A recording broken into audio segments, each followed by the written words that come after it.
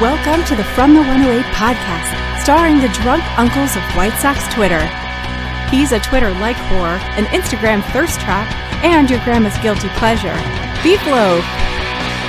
A West Coast attitude in a decidedly Midwest body, MySoxSummer. And your host, he's sharing obscure music thoughts to give you time to hit the bathroom, Chorizy-E.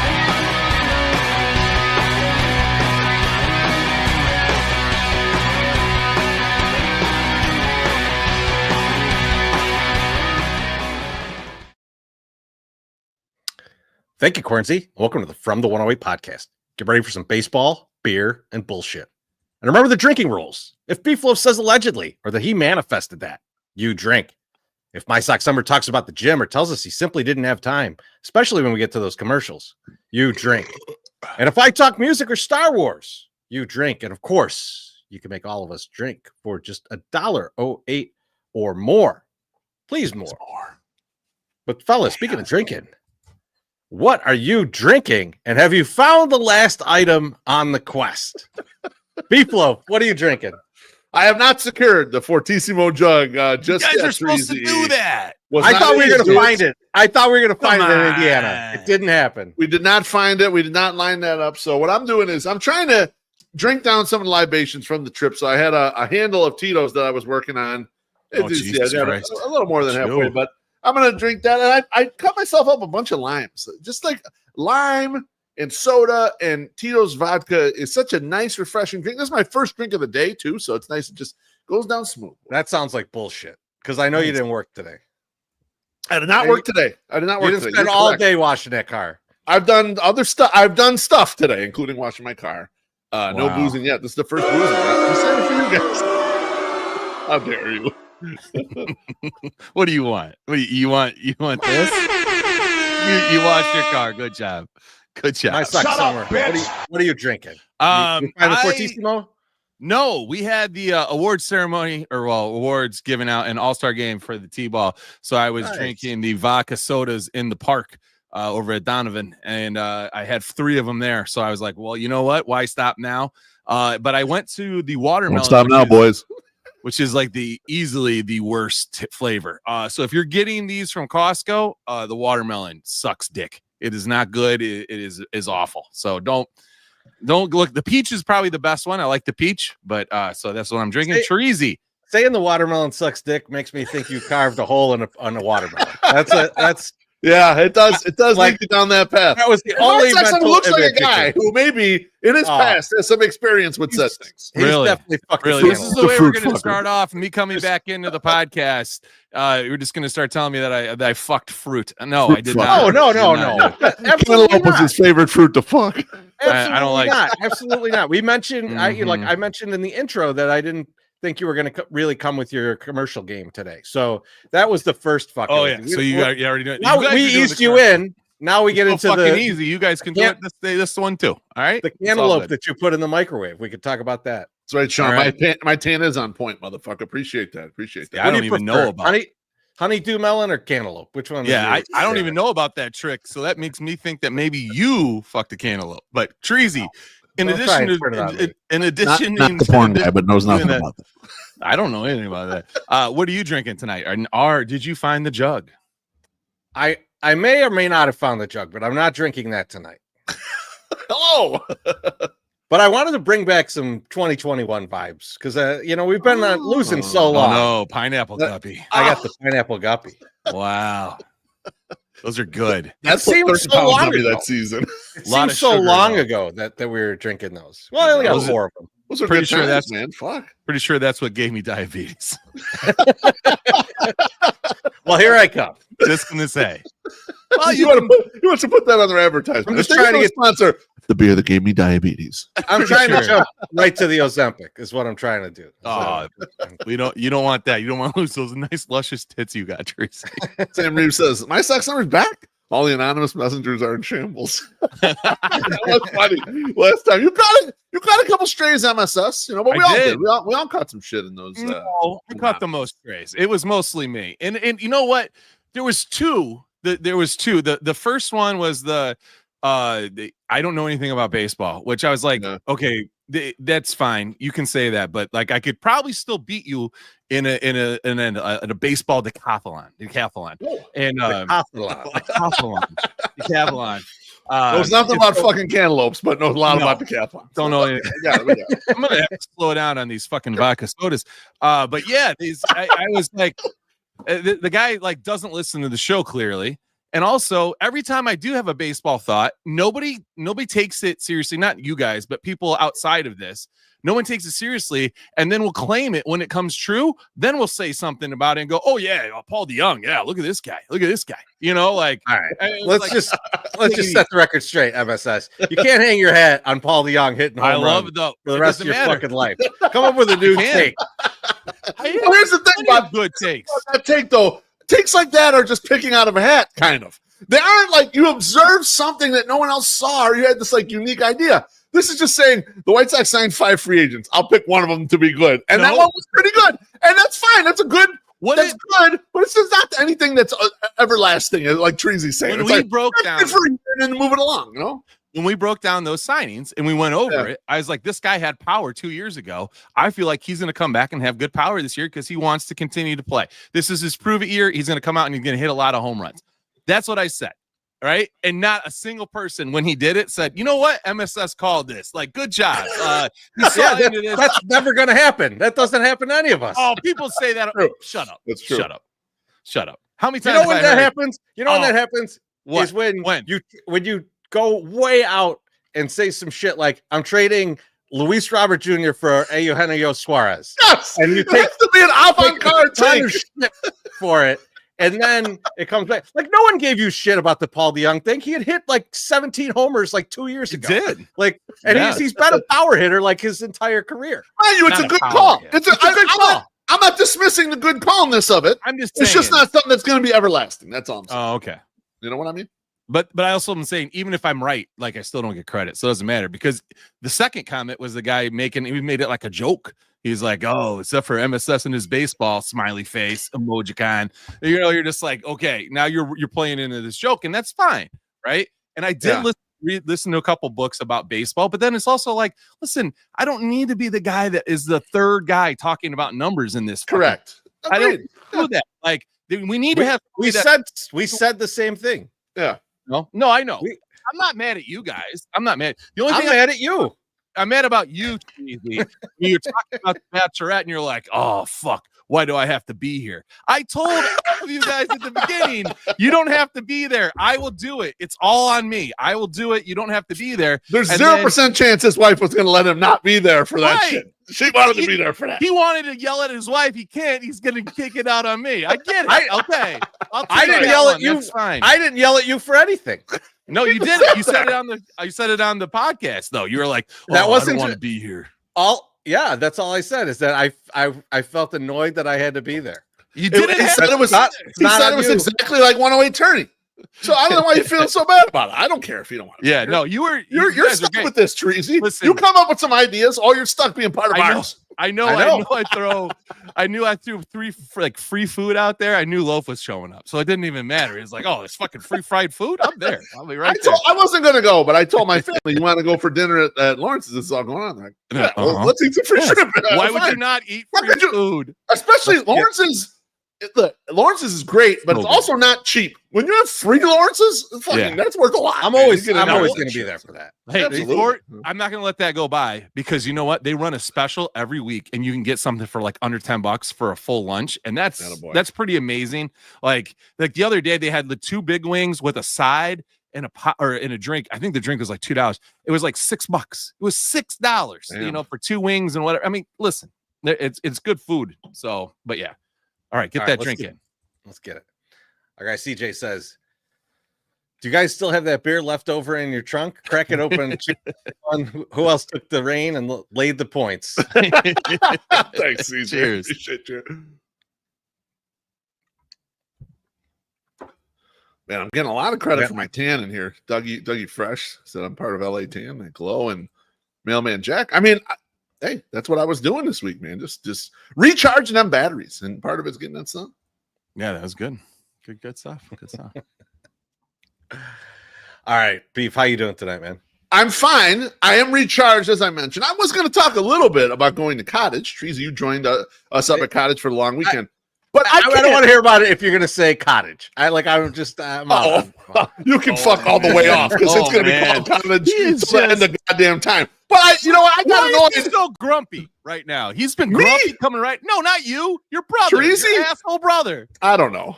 He's like, don't call it. I'm always like, he's always a grouch. You know, I think I never said this. MSS. He has stopped playing the good guy because too many people have been saying, you know what, Chorizy's really a big asshole. He's starting to let it out more. He's starting to let his asshole out.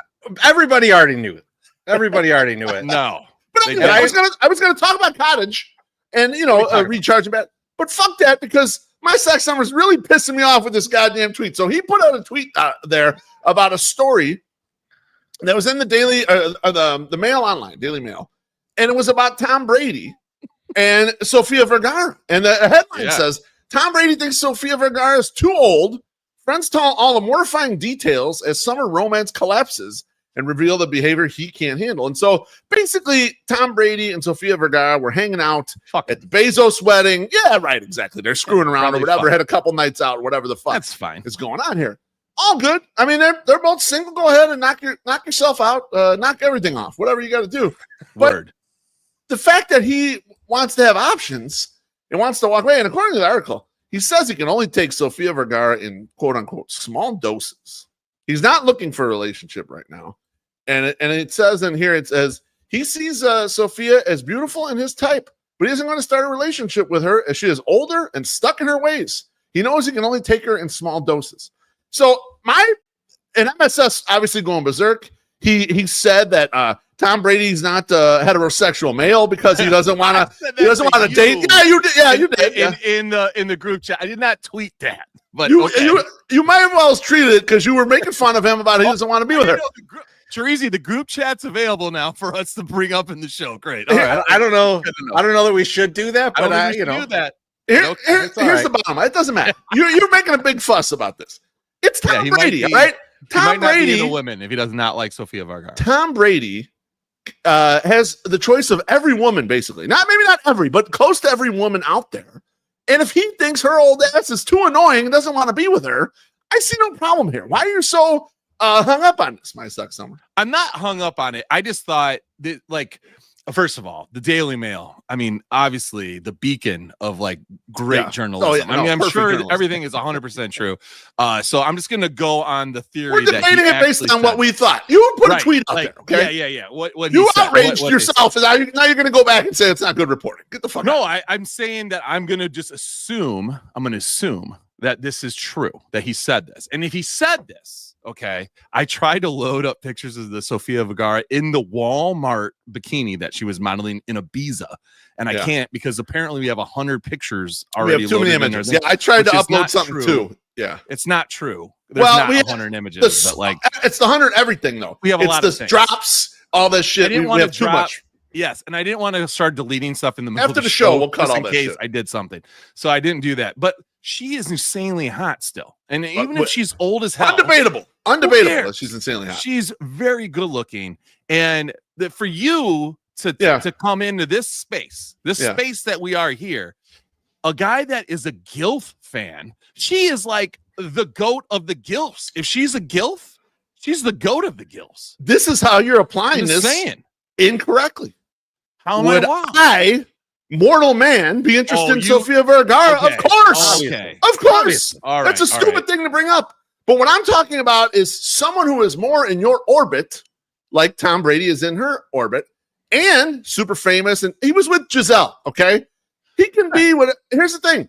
Let me ask you this question, MySoxSummer. Right? We need to get in deep on how the people that we are here. Think you're wrong. Have you ever, let me ask you this. Have you ever, a super hot chick for your, for your whatever is into you? Have you ever been like, you know what, go out a couple times like, nope, too annoying, not interested, too much of a fucking dumbass? You know what? The only time that I was ever gone out with a super hot chick, I married her. I mean, that's just what I did. Like, so you've never done this. Okay. Because I think we simp a little too much on hot chicks, and sometimes they are annoying, they are dumb, They are boring. Okay. Chorizy can vouch for me. I dated a girl in college. Sometimes. I brought her around a couple times. She was super hot. She was dumb as a box of rocks. I had to dump her ass kind of immediately. And she was gorgeous, but I don't give a fuck. Like, you got to get to that point there, you know? He left. I don't like this argument. That's why I don't like the argument of like, just because she's hot, he has to be into it. And it's in his own thing. Chorizy, am I off base here or what? No, I get where you're coming from. And it's like, yeah, this guy kind of has his choice of whatever he wants. So, you know, and let's be honest here. How long does Sofia Vergara want fucking Tom Brady for? Either. Not long. Yeah, I mean, come on. Yeah, it seems like a nice little treat. A nice, you know, hey, we're away for the weekend. Why not? I don't know. Nothing wrong with that. Nothing wrong with that. You see Sophia bringing him around to a big family gathering. He's got his MAGA hat on. Like, I don't know how that's going to go over. I don't know how it's going to work out. Probably not going to work out. That's my guy Alex was trying to mess with me with. Yeah, that's why he's like, yeah, it's not going to work out. I wanted while he was gone. You should have taken the drink. Sorry, hey. I apparently my oldest fell and like hurt herself. Oh no, shit! And so she was. Go, no. I just okay. I told her to go take some ibuprofen and go to bed. You're fine. It's her wrist. It's her wrist. Like it's not like a head injury or just something. Just a concussion. Go to sleep. No, I would not.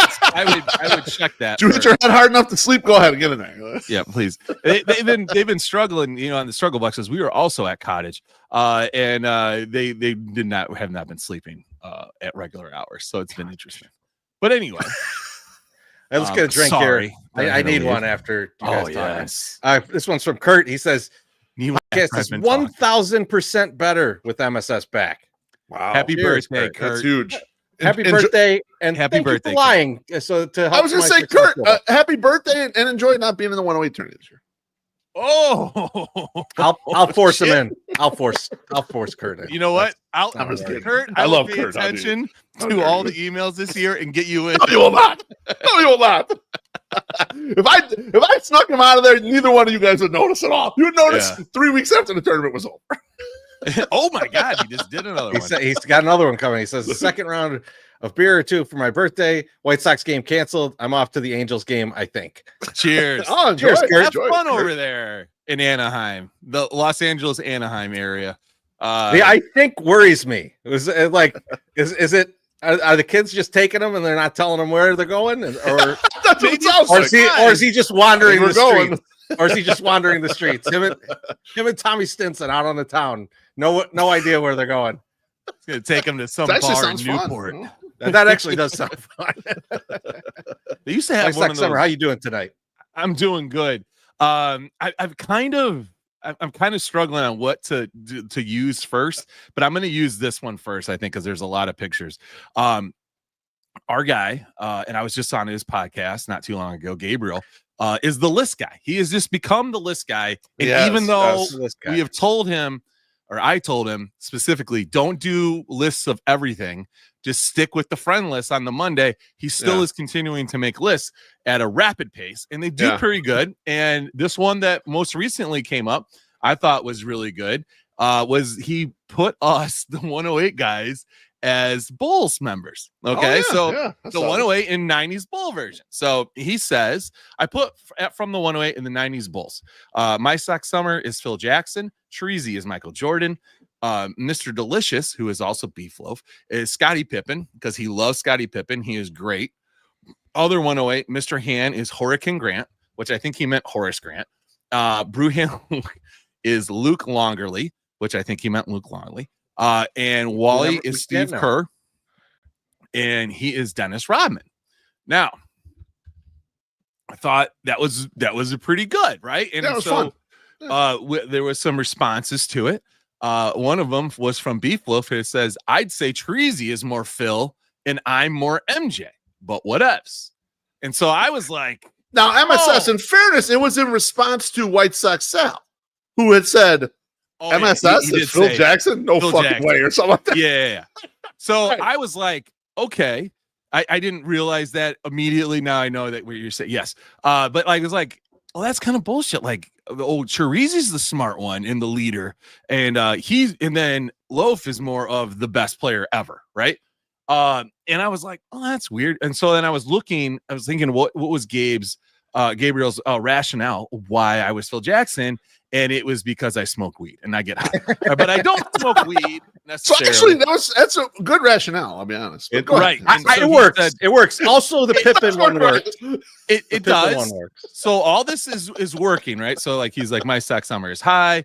BeefLoaf says most of the time, and Gabriel says 90% of the time, which is not. When you see him, actually, true. It's true. That's true. For when you see him, sometimes I'm usually only high during the week. Like I get drunk on the weekends, and I get high during the week, but. It's neither here nor there. He's been to a lot of weekday games, so he has definitely seen me high on something. Okay, so now here's what MySoxSummer is like. I'm only high 70% of the time. All week I'm high. Not 90%. I am not high. So 70% of the he time. overestimated how much I'm high by about 12%. Here's what I don't. Chorizy, I think you were there, and I was talking to somebody. No, I think it was the day game yesterday, and I was like, I don't drink that much anymore. They're like, oh, you don't drink that much anymore. I'm like, no. I'm like, I only drink on Thursdays during the podcast. Well, and then if the Sox are in town, I usually drink Friday, Saturday. And she's like, oh, so Sunday you don't drink? No, I usually drink Sunday. I was like, so 4 out of 7 days I'm still drinking, I guess, with the Sox are in town. And I was like, oh, that's a problem. Drinker. Now, what gets lost here in this tweet is that Chorizy, fuck Chorizy, that BeefLoaf has said, I'm MJ. I would have thought the guy that has campaigned, the Scottie Pippen #1 fan in the world, would be so happy and so blessed to be the guy that is Scottie Pippen. Now, you might be saying, MySoxSummer, I know he's a Pippen fan, but he probably loves Jordan the most. Not necessarily. So let's look at some tweets. Here's BeefLoaf in 2021. He's like, in awe of all these banners that the Bulls definitely wouldn't have won without Scottie Pippen. Okay. That's true. I believe Evidence number 2. There was a list going around from Bennett Carroll, who is now only on Blue Sky, but actually is still tweeting, but comes back to make. When he needs attention, he comes back. Yes, yeah, he's definitely there. He did a favorite Chicago athlete of all time. This is Mr. Loaf. Favorite Chicago athlete of all time, Scottie Pippen. Chicago athlete I dislike, AJ Brzezinski. Chicago athlete that grew on me, Tony Kukoc. Most overrated Chicago athlete, Mike Brown. Most underrated Chicago athlete, Robin Ventura. The GOAT Chicago athlete, MJ. Okay, but favorite Chicago athlete of all time, Scottie Pippen, not Michael Jordan. Okay, now I'm not done yet, Loaf, so hold on a second. He was responding to somebody, and it says number of MJ titles without Pippen, and it's a picture of a girl that says 0, really big. So 0. Jordan never would have won anything without Pippen. Now, this is the guy that Mr. Loaf does not want to be anymore, even though he loves him. Now, there was one more. This was in response to me in another question where Loaf says, I stand by this Michael also. Jordan is just a slightly better Dominique Wilkins without Scottie Pippen. Which is fine, okay? You can say these things, but then you can't say he's the GOAT athlete of Chicago, and then when you're given the guy that you love the most, say, no, I'd rather see myself as Michael Jordan, not Scottie. So now I know how Scottie Pippen feels because you just played him like everyone else played him and treated him second best because you're a bitch. You're just like, oh, this is my biggest fan, not fattest. I'm saying the same biggest fan.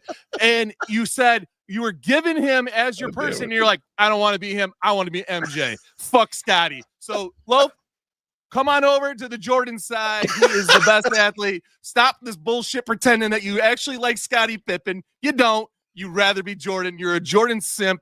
Take it easy. All right, I'm done. I can't believe how much shit I'm getting in the comments for the other comments on there. CJ said AJ slander. Now we got people are very mad about the tweet from 2021. What about no Mike Brown slander? Fuck Mike Brown, man. Mike Brown, get the fuck out of here. He's the most overrated athlete I've ever seen in my entire life. AJ's right there with him.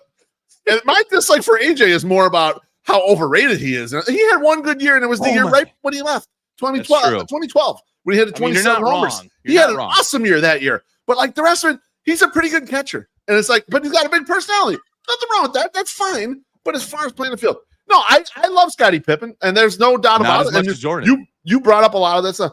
But the comparison I was making more was Chorizo is more of he's on top of it and kind of, almost the puppeteer in a way, kind of like guiding the thing around.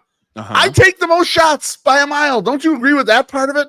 Probably. I am shooting the ball more than you guys across everything, So you think you should have been Orlando Woolridge is what you're telling me. if it was 84 Bulls, I'm Orlando Woolridge shooting a billion shots for no reason. Yes, absolutely. That's kind of more what I'm saying there, Okay. So Chorizy's more Phil as the puppet master. You're the guy, you're the shot taker. Who the fuck am I then? Well, so here's what I want to bring up. Here's what I want to bring up. And I wouldn't have brought this up if I wouldn't have taken a shot across the bow at the very beginning of this. But the whole reason that you even dug into this, that you looked into this at all, it was not defending me over Beef wanted to be MJ instead of me, or him being MJ instead of Scottie Pippen. It's because you wanted to be Dennis Rodman and you were not Dennis Rodman, and you're pissed off. And that's why. That's why you're mad. If you take off your hat right now, your hair is fucking dyed pink. I know it. I got that TCA cut. No, I told Gabriel yesterday and at the day game that what I was gonna do tonight, and he was laughing like uncontrollably, like a hyena. Like I hadn't seen him laugh like that since he opened the beer like Stone Cold Steve Austin and sprayed it over us. It was good. So I thank you, Lo, for providing that nugget, because I thought it was great. Like you played Scotty like everybody else did, and everything has come full circle. So I still love Scotty. Let me just put that on record. I still love him no matter what you tried to paint right here in MySoxSummer. I hate your guts for what you tried to do right here. All right, I love Scotty. Not as much as you love fucking Michael Jordan, who's just a slightly better Dominique Wilkins. Chorizy, without Scotty. How you doing? I'm doing good. But I wanted to bring this up because you guys mentioned me being an asshole. And so the other day I'm going to the Sox game. And, when we come in, we're coming in like gate 3, and there's the escalator there. And the guy's a few feet in front of me. He's got like a toddler, right? And he gets off the escalator, and instead of like just picking up his toddler and walking along, he's one of these. He's holding the arms out over and doing like the real slow walk, and I'm like, this is an escalator, my man. We are coming out of this with momentum. Like, you got to get the fuck out of the way. Yeah. And like, I'm thinking this as I'm getting up to him, and I kind of like do one of these around him so that I don't hit him. And then, walk on my merry way. And all I could think is like, I know somehow this is me being an asshole because I don't have kids. Because you don't have kids. And I'm just like misinterpreting the situation. And I'm just like, what the fuck is wrong with this guy? he's gonna cause a pile up on the escalator. The fuck's he doing? And I wanted to ask you guys, because you both have kids, if I'm like overreacting to the situation, or is this guy a little bit out of line for trying to have his toddler who can barely walk off the escalator instead of just carrying him so that like there's no pile up? I mean, it's okay. So as a kid that probably, or as a father that had kids that were probably closer to that age more recently than the loaf, there's a time and a place to learn the escalator. I don't think at a major sporting event, and yes, baseball game's not the White Sox major sporting event, it's probably not the best. Me and the girls I used to take the girls down to the downtown post office, and there's an escalator there, and we would ride that motherfucker for 15 minutes. And they got used to it, then they got over it, right? And it wasn't like, hey, we're going down there to learn how to get off an escalator. No, they were like, we want to ride the escalator. I'm like, okay, now you got to learn to get off. And they're like, come with me. And I'm like, no, figure it out. So like, it's like, you're going to figure it out right there.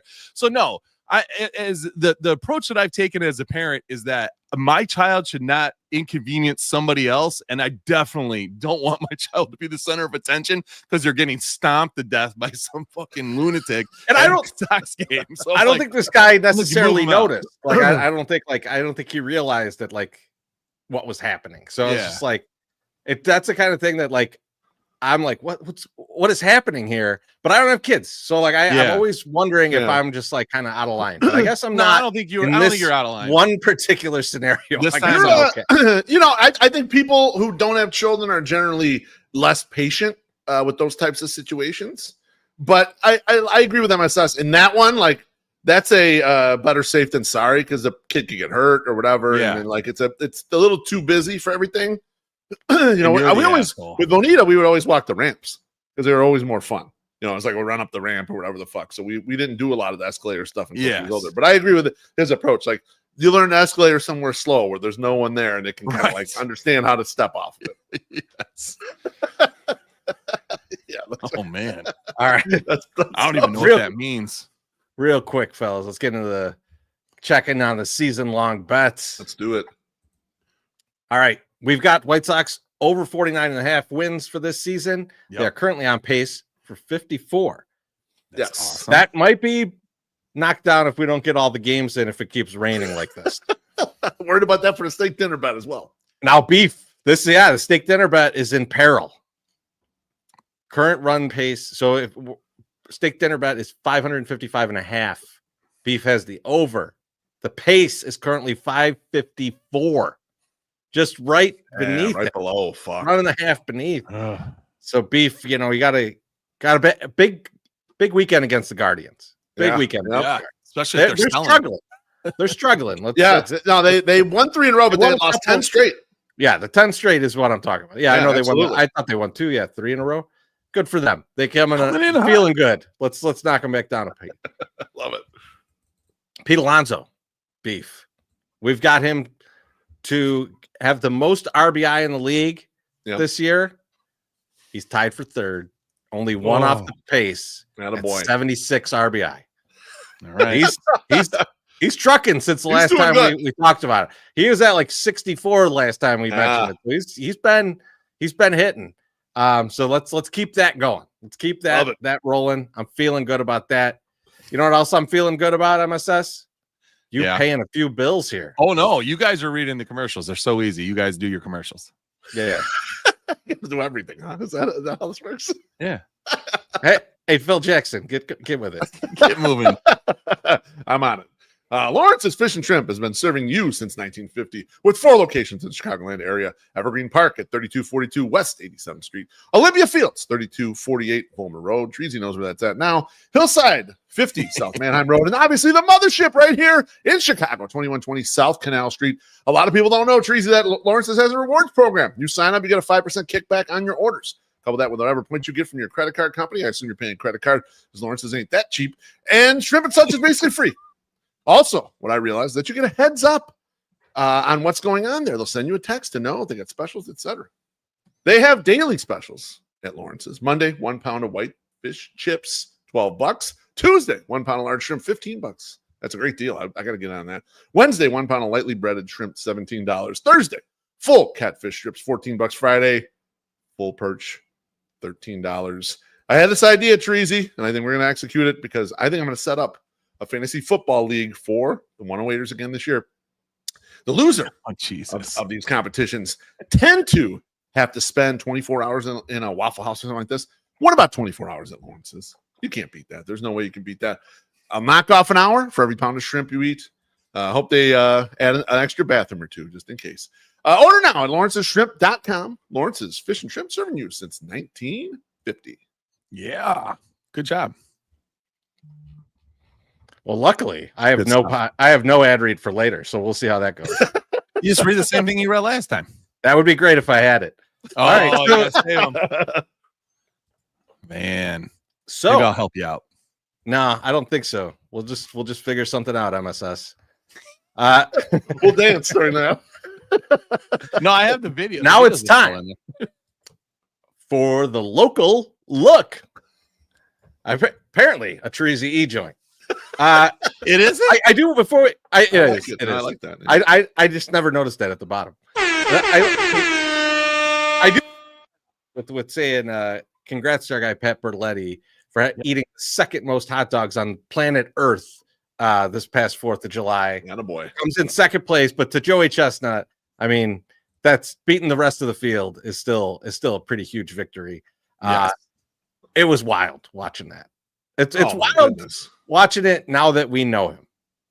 Like, it's like seeing someone that you know hammer down that many hot dogs is insane to watch. And it was a lot of fun. I was rooting for him, but then as you're watching, he's sitting there right next to Joey Chestnut. You're seeing Joey's total getting higher and higher. And you're like, fuck, my guy he's falling back, man. He's not gonna have a chance to win this thing. So you're just rooting for him to finish second. It was 8, and then it was 12, and I was like, oh my God, what's going on here? Because they shove like 6 in their mouth at a time, you know? So yeah, it was just crazy. They were moving fast, especially at the beginning. I thought there was going to be like records broken at the beginning, but then, you know, obviously that slows down. But, that was crazy. Marvelous. But BeefLoaf, what is your local look? My local look is something that I don't think I've seen in the past year or two, but maybe it has come out more recently.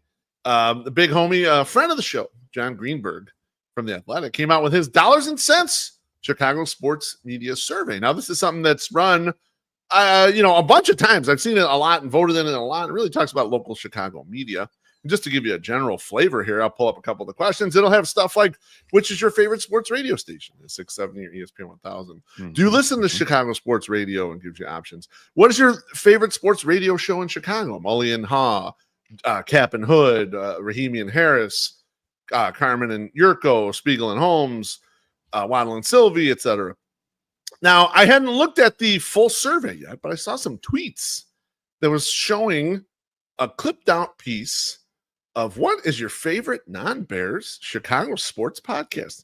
And as I went down the list, I thought, oh, cool. They got Barstool in here, and I don't think Barstool had been in there in the past. And I'd had Greenberg on the show when Danny Parkins left 670. We talked about some of the Barstool guys, especially Eddie Farr potentially jumping into one of those roles, et cetera. And I saw, oh, fucking Sox Machine's on here too. And the reason I'd seen it is Josh Nelson's tweet, just thanking him. And I looked directly below that, and I'm like, oh, shit. The offshoot, we're in there. From the 108 has made the goddamn list. And I thought, first I was really excited. I was like, holy shit, I can't believe John Greenberg threw us in there. And then I was like, I can't believe we are at the point in Chicago sports media where they're like even considering stuff that is totally independent. Like we didn't like, I would look at this list right here and it's all people that you've ever heard of, or some venture capitalist came in and built a company and built this stuff. Or, it's Barstool, or even Sox Machine, which is independent, but they were with SB Nation for a half decade. We have been with nobody for no time. We're totally fucking independent, all by ourselves out on this island. So I was absolutely fucking thrilled. What was your guys' thoughts when you saw this fucking thing pop up? I thought someone was joking. Like the first time I saw it, because I think it was like Ken or something. Like Ken popped up because I think he tagged me in MSS. Yes. And he was saying something about it. And I was like, he's probably joking. Like, like Pat probably put it in, Beef probably put it, photoshopped the thing really badly or something. And like, and it's like a joke. And so I thought he was joking. And then I like scrolled up and I was like, holy shit, this is awesome. I told you guys before the show, I was like, I posted it on Facebook. And to give you an idea about how often I post on Facebook, my picture on Facebook is still me from a band that I was in like a decade ago. Right. Yes. I'm not a frequent Facebook poster. So like for me to go over there and post that, that was me just being like, I gotta let every motherfucker I know about this. Cause I was super excited. Yeah, no, I was pretty stoked. And I thought that it's something we've had two things happen so far this year that it makes us feel good and warm on the inside, that we've actually done something that's worth doing, right? The bobblehead recognition is very nice, and getting something like that. Now, getting on a vote, like on a like this thing, whatever. I mean, I don't know, what do you want to say? Like you're on the ballot for like, it's a survey, but yeah, you're on the ballot basically. Yeah, that's right. It's like, it's also saying, yes, we are listening to what you did, and we think you do a good job at it enough that we're going to throw you in the mix with these other people, which I thought was great. Smart idea by Greenberg too, if he was part of it, or like to throw it out there, just be like, hey, You know, these guys are featured in the New York Times. This guy especially was featured in the New York Times. They've had banger guests. They do really well, like with that kind of stuff. But the side joint here, the side project, Aju, is also really good too. And it's not the same. It's different. You know, it's not different.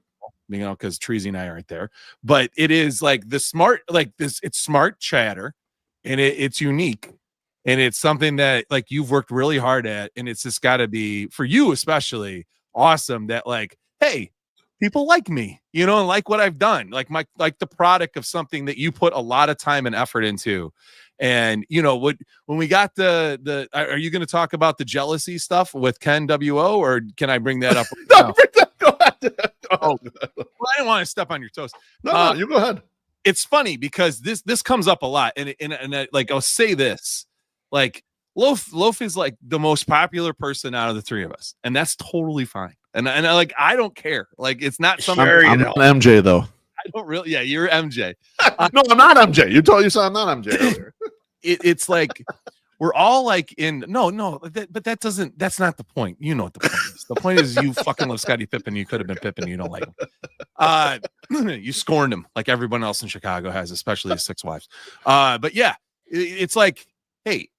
Like we're in a collective, and it's very hard to be in a collective. Okay. Right. It's also very hard to be the non-family member in the collective.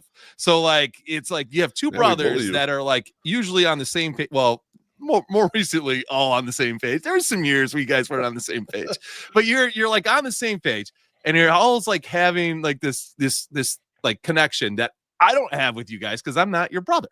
Right. Yeah. Like I've never, you know, whatever. So this whole thing is all beneficial. We're 3 parts of a moving thing. Right. Anything that I do that benefits the two of you, you do something that benefits me. So like you getting this and getting when you were on B96 and they called you the king of White Sox fans. Right. Or whatever it was. That's good for all of us. Right? We love all that shit. Yeah, absolutely. And it's when I trampled that kid on the escalator. That's good for all of us. Yeah, just got to get your name in the paper. Luckily, we've stayed away from the bad part of that. You know, like no one's done anything horrible yet. That we all are going to be blamed for. But like we're all in this together, and it is all beneficial. And I don't think everyone can handle stuff like that. You can't handle somebody maybe getting a little more shine or going, oh.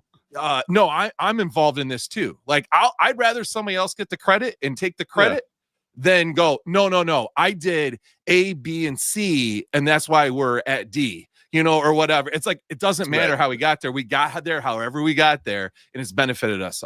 So like, I don't think it's for everybody. I don't think everyone can understand that, but like it is. And there can be struggles within it too, but we've been lucky that we haven't had to have those very often. Now, MSS, to double down on what you said. Yeah. But maybe ask you a question. How much do you like it when people come down to the section and just take a picture with Beef?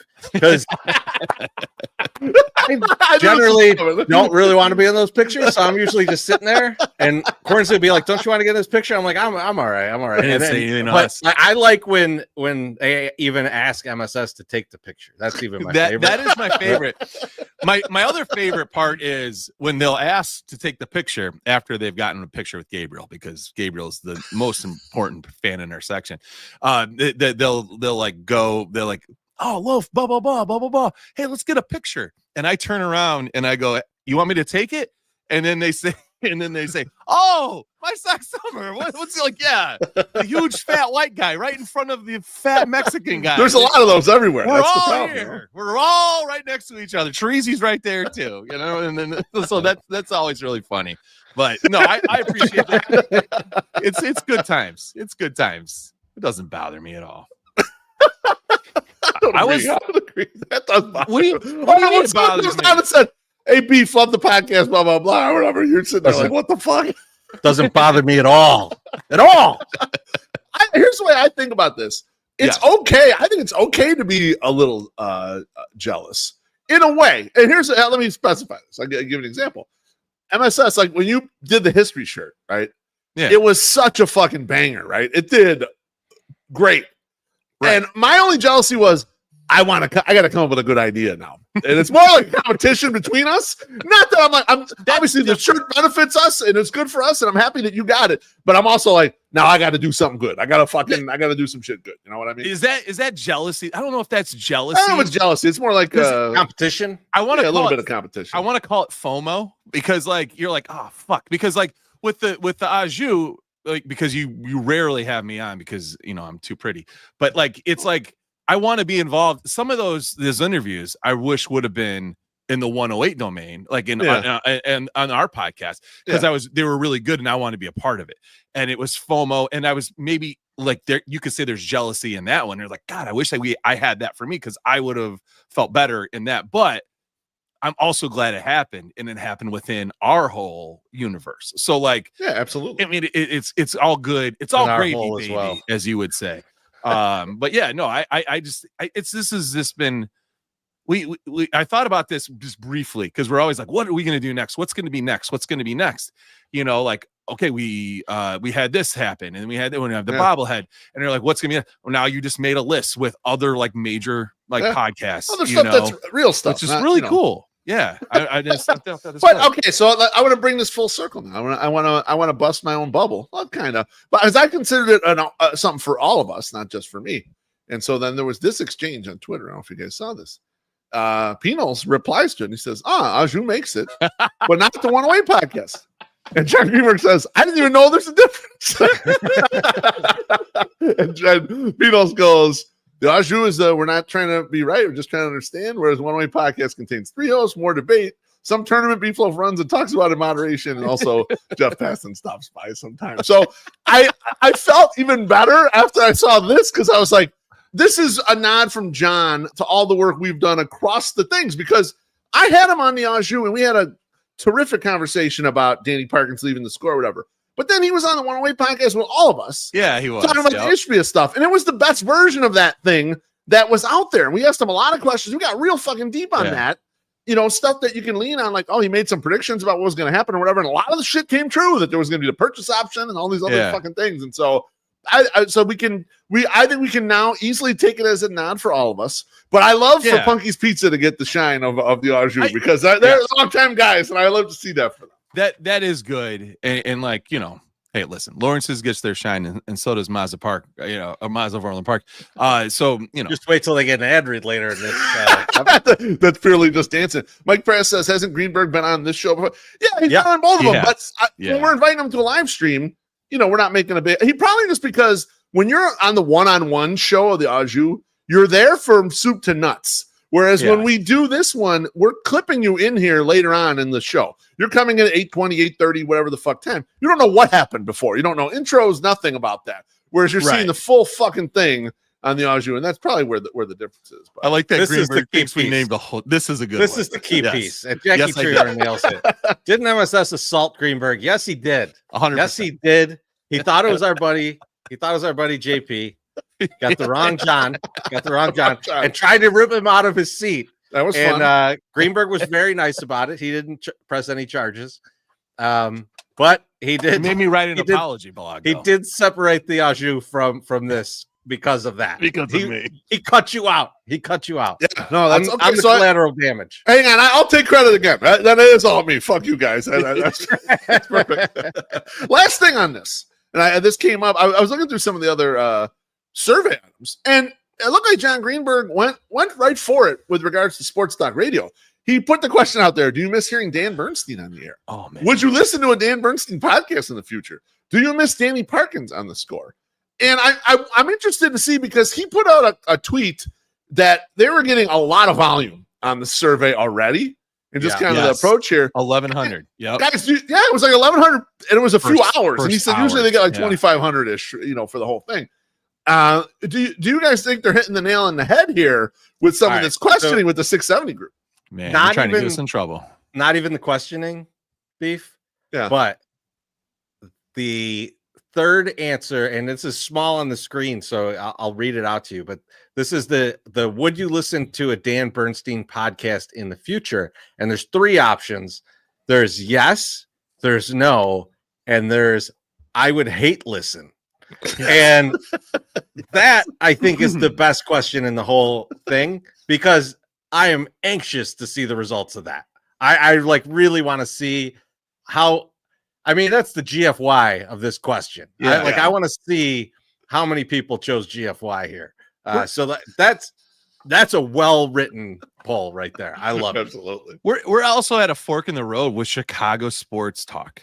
I mean, honestly, it really is. And there was another question that was right after that said, with all the recent changes in the score this year, do you listen more, less, or never, or whatever, you know? And I that's the one that I want to listen or want to hear too, because as a guy that used to listen to a lot of score content, like, and I'll say this, it's the summer, I'm not in my car, so I don't really flip over to like radio anymore. Like I'm not driving, I'm riding my bike to the gym, for God's sakes, you know? So it's like, I don't listen as much now, but like even when I was like during the year, it wasn't the go-to. Like I'm not like cutting a salad apart and going, hey, put on 670, like, because it just don't. I don't know. I just don't want to listen to Bears talk in the middle of the fucking summer. that was another good question. That was all over. Do they talk too much Bears? People do like, they talk too much people Bears? commenting. Oh yeah, obviously. It was just really fun. You know what though? I don't think they talk too much Bears, because the way that I see it is that if I need to hear about the Bears, I will turn on the score. Right. True. And so like, I mean, like obviously my guys over at 79th and House, who I even posted in the post about the Aju. Yes. Good like, job. Hey, good call. Write these guys in.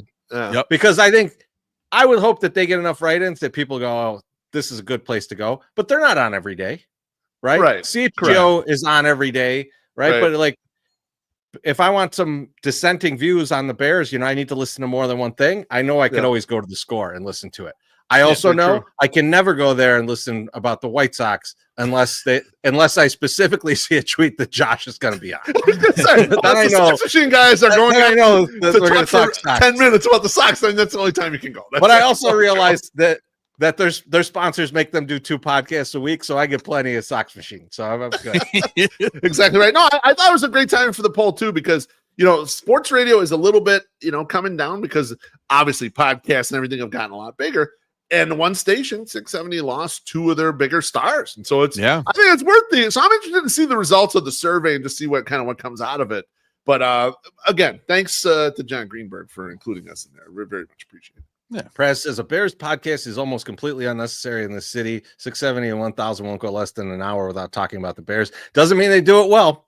So podcasts are necessary. Podcasts are necessary because sometimes people don't do this shit well, which is why there's a whole bunch of White Sox podcasts, because they do talk about the White Sox and they do it fucking poorly. So we you know, people like us infrequently. Well, I mean, infrequently. They'll still talk about them every day during the summer. True. And just not do a good job. So, MySoxSummer, what's your local look, baby? I don't want to bring the room down here, but 4th of July was just last weekend, and in our group chat, now that we can talk about that, a video was circulating of a garage that was burnt to the ground. Oh, good, that video. And so I was, not that one, not the other ones, no.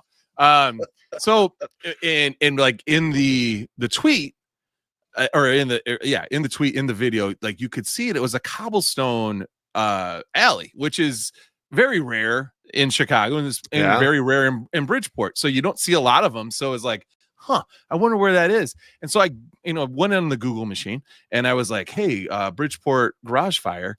And to my surprise, there was like 7 news videos of it, and one of the women that was the neighbor was in there, and they put her full name in there. So I googled the woman's full name, and I was like, where does so and so live?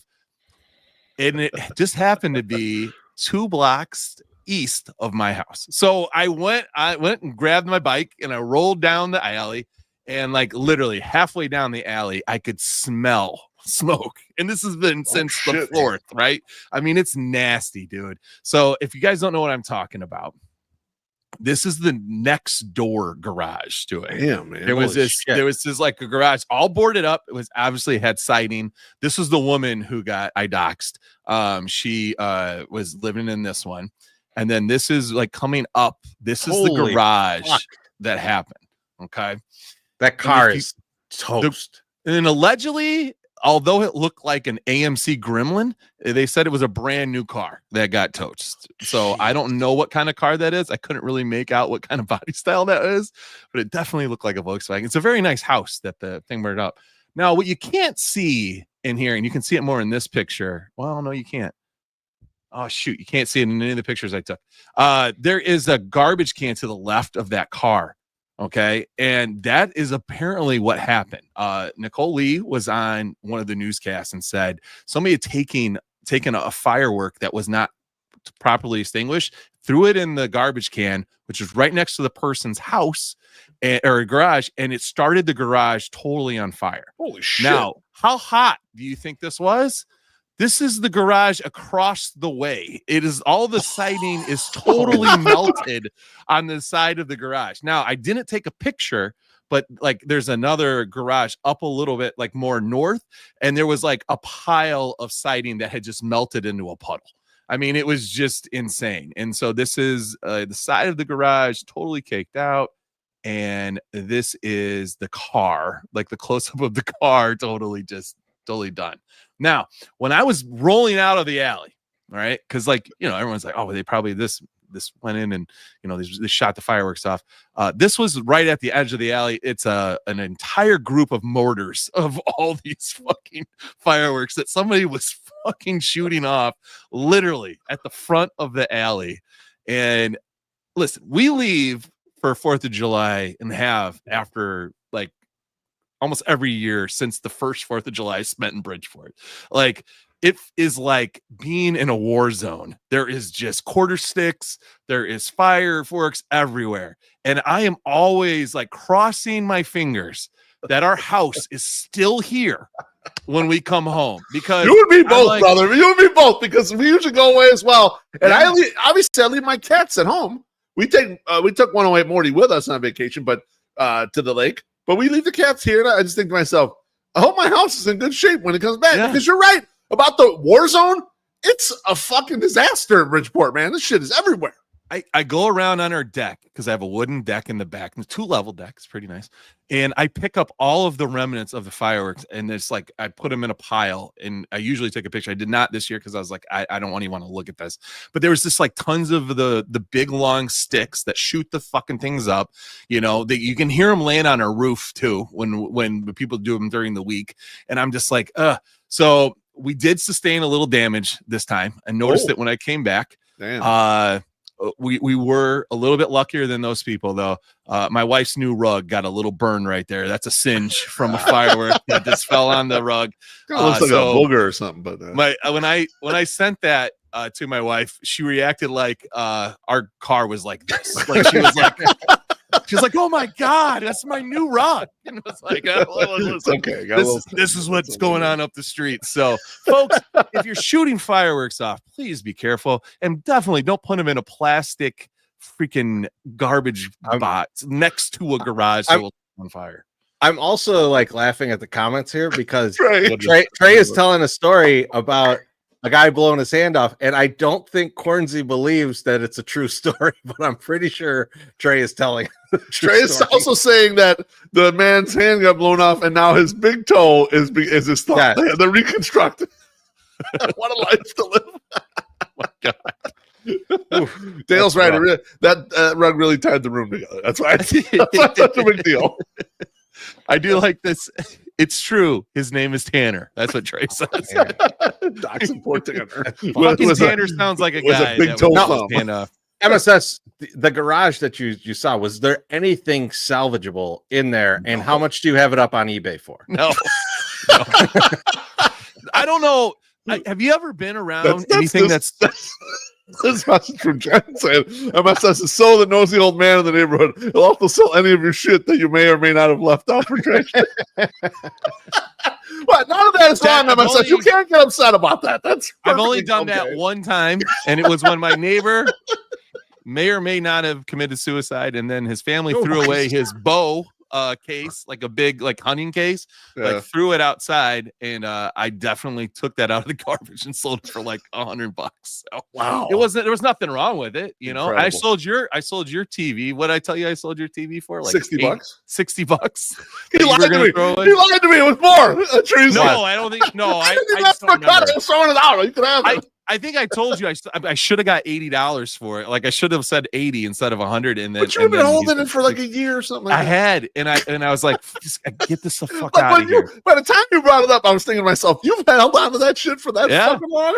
I mean, listen, looky behind. I respect it. I respect your game. Okay. I got stuff everywhere, man. But yeah, no. So just be careful out there with the fireworks now. But yeah, it's sad. It's really sad that happened. But yeah, no, when things get burned like that bad, the smoke smell never comes out of any of those items. You can't do it. Can't do it. So chorizo, you got my local look is also kind of sad. Okay. Local famous actor Michael Madsen passed away. And if you didn't know, he is from Chicago. He has a sister Virginia from Chicago. He went to New Trier, came up at Steppenwolf Theater. And I think his most iconic role, and you guys could argue this, is Reservoir Dogs. Yep, and in Reservoir Dogs, he cuts off that motherfucker's ear while listening to Stuck in the Middle with You. I watched it again today just to rewatch the scene. It is good. I forgot that they cut away as he's like chopping off the guy's ear, and it just it cuts to a sign on the wall, like spray painted on the wall. It says "Watch your head." And I thought that was a nice little thing that I never noticed. And I was like, oh, that's actually pretty clever there, Tarantino. Clever day. But so he's Vic Vega in that movie. Yeah. Right. And then in Pulp Fiction, it's Vincent Vega is the character. And the lore, the universe that is the Tarantino universe, they're brothers. And there was supposed to be a movie with them. I'm sure everybody's familiar with this. Talking about it for fucking ever. That never got made. But when I saw that he passed away, I was like, I got to look this up and see how far did they ever get in this. And Tarantino kind of explains the movie idea, and he says that like this is as far as he got.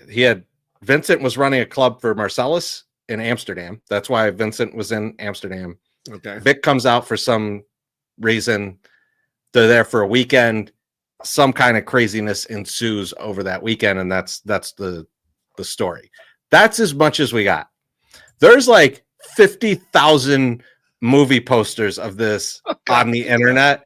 The bottom right one is my favorite because it's someone decided to put it on a box that would be old like school VHS. Yeah. And then like put it in a row of other VHS tapes, like it's a real thing. That's crazy. People are all over this movie. But I've got a couple questions for you guys about this movie, and I want to get your opinion on it. So number one is, would there have been more drugs, more murders, and remember this is Tarantino, or more feet in this movie? Beef, you first. I'm going to go drugs because a big part of the reason that he had Vincent Vega had gone to Amsterdam is that he was way into H. And there's a whole side plot in Pulp Fiction about it, right? I mean, when he meets with Eric Stoltz and all that shit. And so, like, I think that would have had to have been some of the basis of the partying or whatever they were going to do together. So I'm going to say drugs would be like the very right in the center of this movie. Yeah, I'd say drugs, then murder, then feet. Really? The feet would definitely, like, it's close with the murder and the feet because drugs and feet kind of go hand in hand. Like there's got to be one episode or one part, like scene where they're doing the drugs and they're around some women and there's feet this everywhere. So that could be possible. Yeah, I kind of felt like maybe there's not a lot of murder in this one, and just there is a lot of feet. It just feels like a Tarantino. Maybe that's why they couldn't do it. It was going to be a foot classic, and no one. Rex Ryan is upset right now to get this. Only feet was way after this, so they didn't realize the market that they had. That was a great tweet too that got shared in the group chat. It was like, man, wearing open toes around Rex Ryan. I mean, that's some balls. That was me. That's a good one. Yeah. Good job. You could call me out on that one. I know. MSS. who would you like to have seen as a cameo in that movie? Right now, I think this is before Pulp Fiction. This is probably possibly even before Reservoir Dogs. We don't know. Well, in fact, it has to be before Reservoir Dogs. He fucking dies in Reservoir Dogs. So it's before both of those movies. So anyone in that universe could be in this. So who would you like to have seen as a cameo in this movie? Man. Like, so you like naturally you're like Marcellus Wallace would be fun, right? Or Mia Wallace would be fun too. But like, I don't know about that. So Vincent doesn't know about Mia. Okay. So in Pulp Fiction. So the Marcellus though could happen. That'd Marcellus be really good. Could happen. But you know what would be really funny? And this I think would be funny, and especially after 6 of these fucking vodka sodas, is the girl that Butch is like doinking in the hotel, like his girlfriend. Like she just happens to be there. Like she's from Amsterdam and she's just over there and she talks about pancakes or some shit. Like it ties it all together. It would just be really funny. That like why is she here? If she hooked up with Vincent Vega, potentially, right? Would have been like what a great story. That would be a nice time. That's a good one.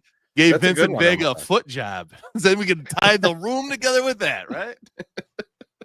Beef, how about you? Who's the cameo you would want? Since it's drugs and those types of things, and I know they weren't in the movies together, but they're all it's Tarantino lore basically. How about Ordell Robbie?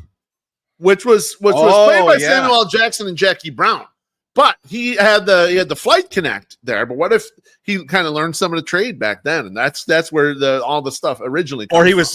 was moving guns in Europe or something, before he came to the U.S. to do those things. I was thinking like someone that would tie in and would look familiar, but wouldn't really be part of the original story. So I'll go with him. Okay, yeah, I was thinking that there's a couple that I thought would be fun, and I thought I was on your same page, MSS. Mm-hmm. Them going to like a fight and Bruce Willis being the fighter. Okay. Or I thought romance Alabama, because Alabama's mentioned. Michael Madsen mentions Alabama in Reservoir Dogs. Yeah. Really? So if Patricia Arquette would have been out there, could have been a cool little cameo. Maybe she's working, maybe she's running one of the whorehouses in Amsterdam, in the red light district. Yeah, I like to use whorehouse instead of brothel because I'm a classy guy.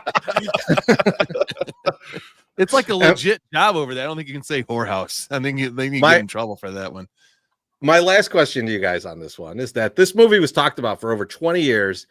It never came out, never even got close to being made. Is this the Micah Adolfo of movies? I mean, I was going to say Spaceballs 2, The Search for More Money was going to be that. But now it's actually coming out. Now they're so far, so probably yes. It's probably the one movie where you're like, that's going to come out and it never comes out. Absolutely. Well, I was looking over of Michael's IMDb, and this guy was prolific. Dude, Did you forget about him in The Doors?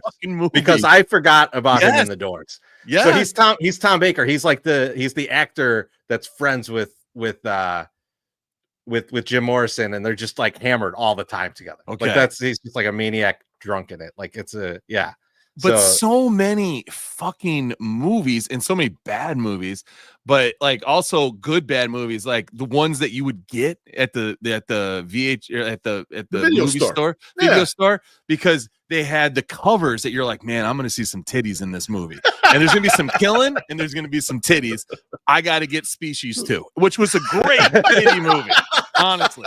Like that's like you're hanging out with hanging out with your boys Friday night. You're gonna buy that fucking thing. Let's go. Yep. Species and Species 2, titties everywhere. Love it.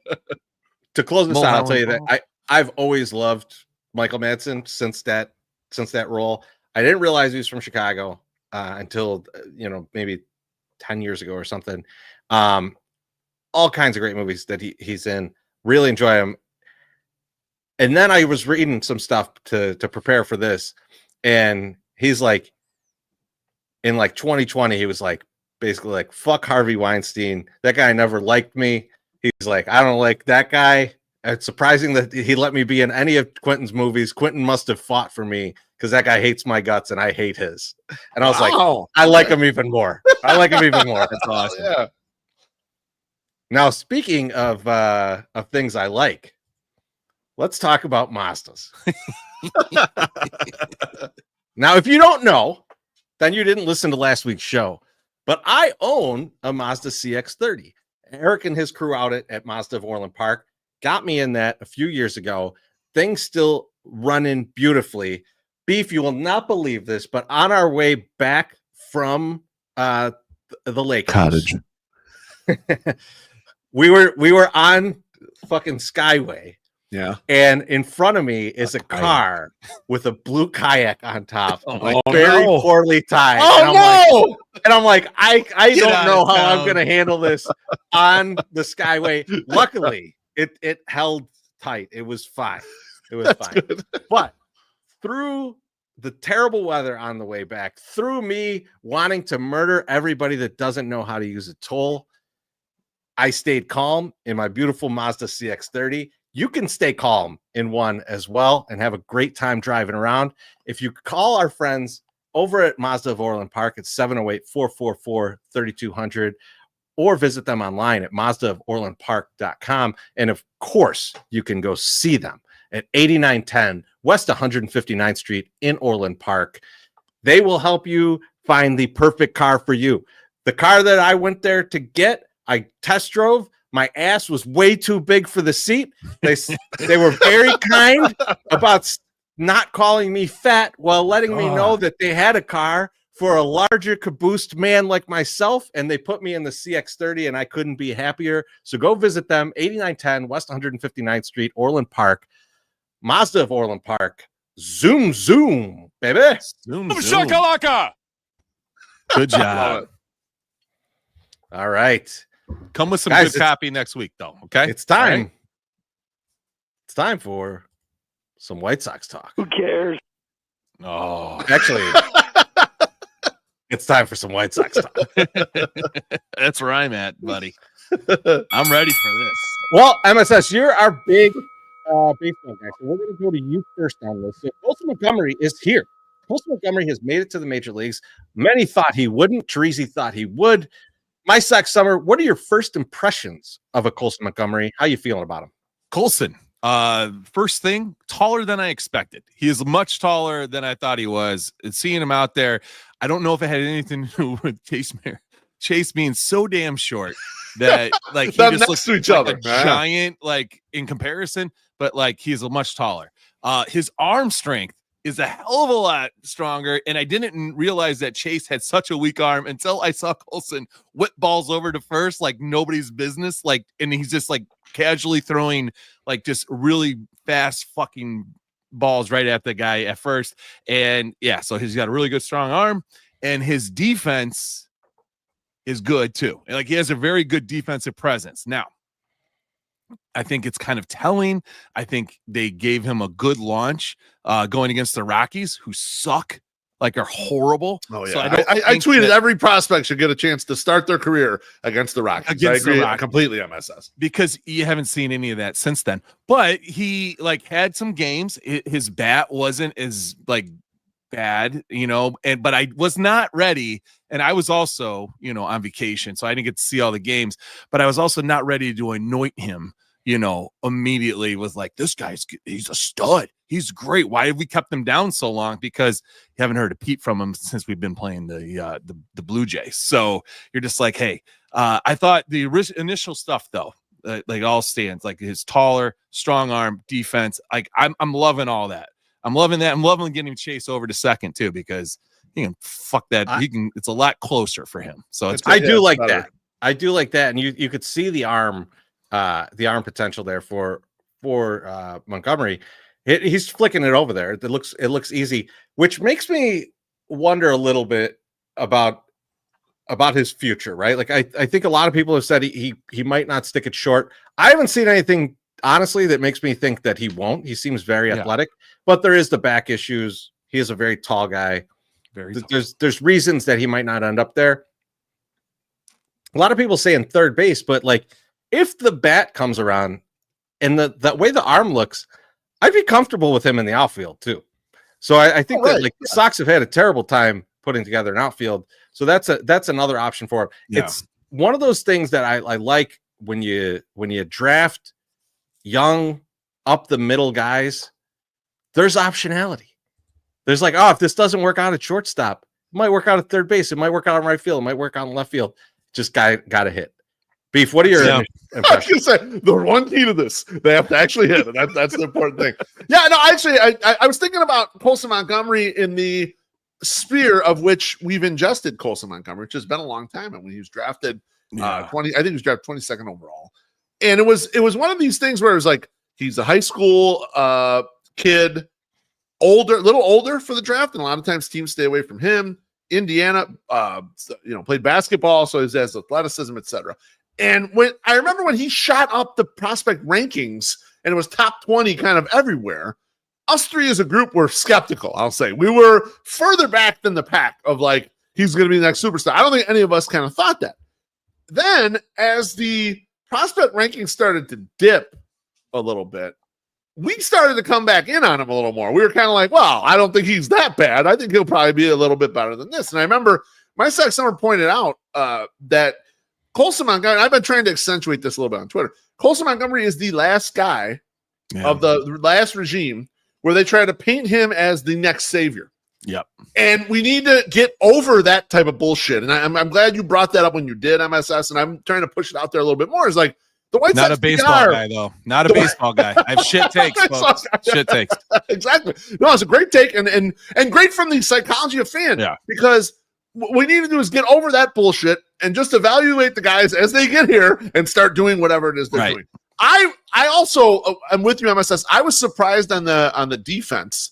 And the reason, and let me try to explain this. I'm not sure I think Colson Montgomery has good range. What he looks like to me is he has a lot of length.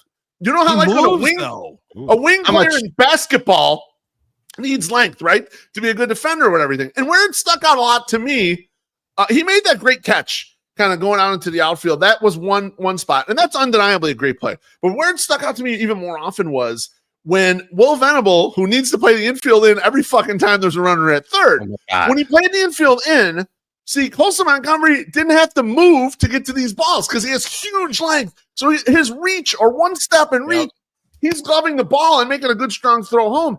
And so, like, when you look at him, I don't want to use myself as an example, but Chorizy, remember in Little League, I played shortstop, but I'm not fast. You are not. I have a lot of length.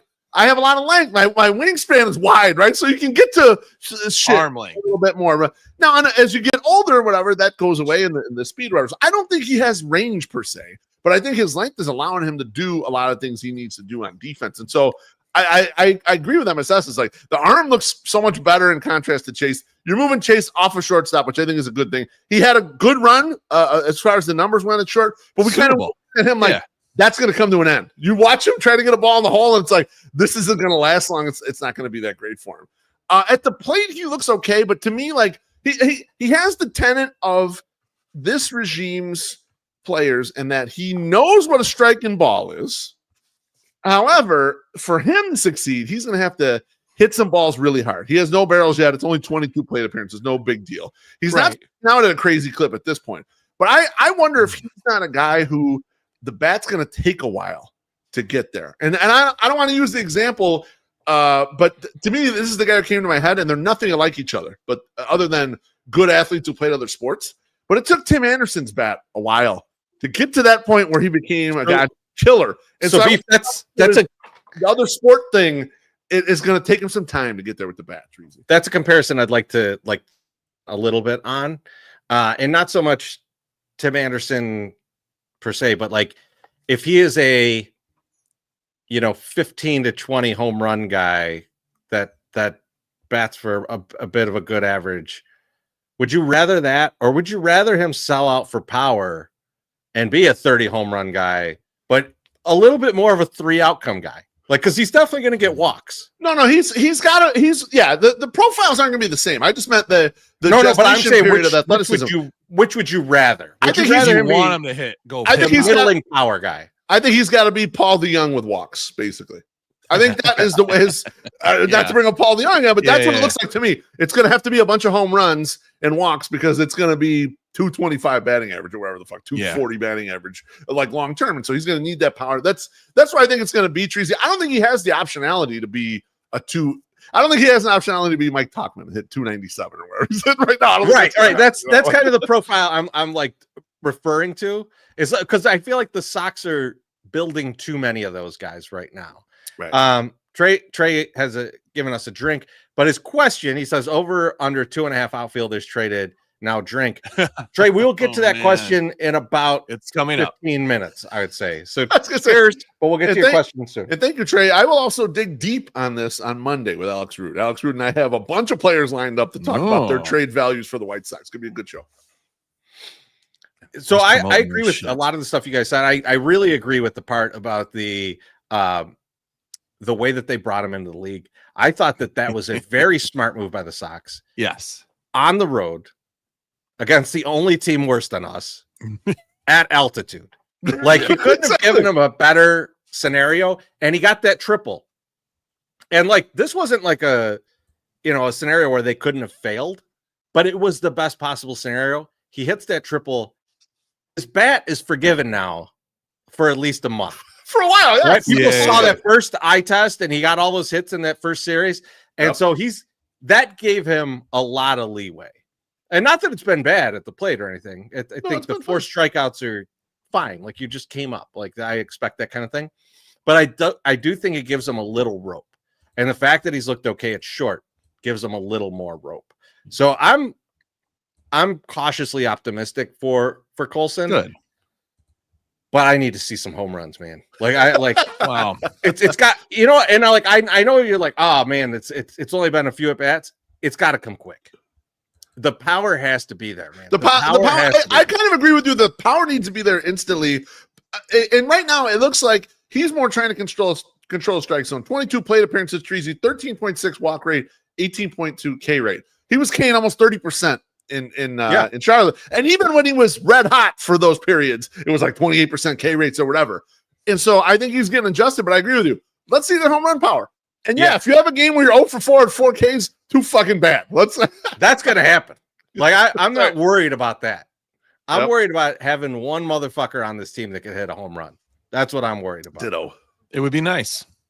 Now we do have an all-star on this team. Shane Smith is the White Sox all-star. BeefLoaf, are you happy with the decision on Shane Smith? I want to say, before I give my verdict, I am in no way going to let his 2 smoking hot sisters tip my hand as to what I think about this decision here at all. But I am happy, and I'll tell you. Twin sisters. There's 2 ways to look at all-star selections, okay? Especially for a bad team that's going to get one player, right? You're getting your one selection and one mandatory selection. There's 2 ways to do this. Number 1, you pick a player from that team that's been good for a long time, that is a recognizable brand name, etc., that's having kind of a decent first half, maybe not killing it or whatever. And this is how Jose Abreu would make all-star teams. And right. Sox teams is like, well, Jose has been really good in the past. Yeah, he's just having an okay first half, whatever. The White Sox have 2 recognizable brands on the roster. They're Andrew Benintendi and Luis Robert Jr. Neither one of them are having a decent first half so far. Nope, they kind of suck. They both suck. So we move on. Those brands are in Tesla area right now. They are in Tesla area. Agreed. So you move on to number 2. And what number 2 is you base the pick on a very small sample size, basically 1/2 of a season. So even though Shane Smith has had, let's call it 3 bad starts, because I'll give him a mulligan for the Colorado start because weird shit happened in that. I thought he pitched pretty decently, but Colorado can be a beast sometimes. Then you pick that person, and so those last couple starts have been so great, but through June 10th, I mean, he had a sub-3 ERA, and that was about a third of the season. He was 10th in ERA in the AL, 15th in F4 out of qualified starting pitchers, 13th batting average against, 11th soft hit percentage. All of this for a Rule 5 pick. So I didn't like, a lot of people were jumping off the bandwagon because he'd had a couple of starts that didn't go well, in my opinion. But I thought there was a window there where he was so good and so dominant that, to me, that was the easy pick, and I'm absolutely fine and happy with it. Now, Beef, you're talking about the short sample, and I was thinking about this a little bit too. And I'm thinking, if I'm Major League Baseball, right, I might be looking at this team and going, well, there are a few guys I can pick from, right? And Shane Smith is definitely one of them. Adrian Hauser is another one. Mm-hmm. True. But if I'm Major League Baseball and I'm looking at this and going, what's the better story here? Do I go with the Rule 5 guy who's going to be the first rookie on the Sox as a pitcher for like a million years? Or do I go with the guy who's going to make probably less than 10 starts total for the White Sox before he's on a different team in like 2 weeks? Right. And I think it's kind of an easy decision for Major League Baseball to go like, you know what? One of these looks a lot better than the other one. If we're trying to put together a team with someone from every team, right? Like that's our thing. We want to have everybody be included. This other guy looks like a terrible idea for that. The other problem is, like, if you look at some of the Sox younger guys and go like, hey, we want to get one of these rookies, you know, they got some guys. There's not enough of a standout guy there, and there's enough opportunity for regression and then being sent down. So like, you don't want Brian LaHair playing in, in Korea the next year, right? Or like someone who never comes back up to the majors or something. With Shane Smith, he has to be on the team all year. There's like a 99% chance he will be on the team at the end of the year. So it kind of felt like from the Major League Baseball's perspective, this is a very safe pick too, to bring him in. But that aside, I'm not saying that he shouldn't be the pick. I'm just saying that if I'm looking at it from Major League Baseball standpoint, I would have made him the pick. And honestly, I've been saying, for a while that I think it's probably going to be Shane Smith. It makes the most sense. And yeah, he's had some bad starts, but everyone on the Sox has had some bad starts. Yes. Everyone else is either like gone to enormous heights and then dropped way to nothing, or has just stunk all year, or has been good and has been injured. Right? Like there's no player that like looks the Steven Wilson thing. It could be Steven Wilson. That's a very unexciting guy. So I was going to bring this up, and before we get to my stats, I'm going to let him weigh in on it too. But when you mentioned Hauser, but when you look at like B-WAR, Baseball Reference WAR, Hauser is 2.9 with the White Sox, which is tremendous for how long he's been here. Next up is 1.7 B-WAR for Mike Vasil. Mike Vasil's fun and everything, but he hasn't had like the standout performance. Like you're gonna take Smith was like on Sports Center every night, every time he started. You're gonna take the Rule 5 guy that's not the starter on the team. Vasil's been great, and no shame against him. And but that's what you're going up against. Steven Wilson is next, 1.6 B-WAR. Okay, like he's been a good, fine reliever. Like I like it. I don't disagree with John Connery. Like if they picked my guy Steven Wilson, who I had number one on the bullpen trust list for a long time before Grant Taylor, kind of sowed his royal oats. I would have no problem with that. But I just think the Shane Smith thing's more fun. Like Beef. Here's my thing about all of that. I get where everybody would be coming from with each of those cases, but we can't sit here and complain constantly about MLB's shitty marketing and then have them make a terrible marketing decision for who our all-star is going to be. It's true. So I don't know. I think that like we should be happy that they even let the White Sox have a fucking all-star. Yes. They should. I'm surprised they didn't abolish that after the season we had last year. MSS, where are you at on this? Well, I think it's well-deserved. And I think it was Jeff Passan then when he's on the show that like I asked him a question about somebody's regression, I feel like in the year or something. And he's like, this just shows you how hard the game is. Like the game is not easy. And so for Shane Smith to be struggling, and have struggled here the last few games, it just shows you that it's not easy to compete at a high level constantly. Now, you're going to move in the fact that he's he's a Rule 5 pick. He has never pitched an MLB game. He is now a starter. He has started 17 games and has done incredibly well for somebody that's never done this before. I think you have to give him that nod. Like I like your storyline thing, Chorizy, but I think it's more of the guy has outperformed his expectations by far. And that's those 100%. Are the people you're supposed to reward. Like you should show these guys, it's great for all the young kids that are in our organization, like going forward, like, listen, look at this guy. He fucking stuck it out in Milwaukee, like in the fucking minors, and they never gave him a shot. And he finally gets his shot, and he blows the fucking doors off the fucking car, like, for the first 10 games. And so it's I don't think we're saying different things. I think you're just saying it better. No. I think you're giving the more with more of the bluster and what a great, beautiful story it is. And I'm with you. I think that's why they did it. I think it makes sense. It's hard, I think, Chorizy too, because the team is not good to be like, oh, this guy's doing really good on a shitty team. It's just like you have to temper expectations. It's like same with Colson and Chase, right? I didn't know Chase's arm was so horrible until I saw somebody really good do it, or somebody with a better arm do it, right? Like, so you don't this is kind of the same deal. You're just like, I saw on Reddit, people were like giving grades to Will Venable, and they're like, well, it's really hard to give him a grade. It's such a horrible fucking roster. It's like, no, it's not hard. It's not hard to give him a grade. He's changed the dynamics in the clubhouse. He's got players that actually give a shit, that like you can see give a shit. So like a Shane Smith is giving a shit. He is motivated to compete and go out there and do well. So no, I like it. I think it was one, and it has nothing to do with his sisters. I think he does very deserving, but the sisters help. I mean, it's just good to have.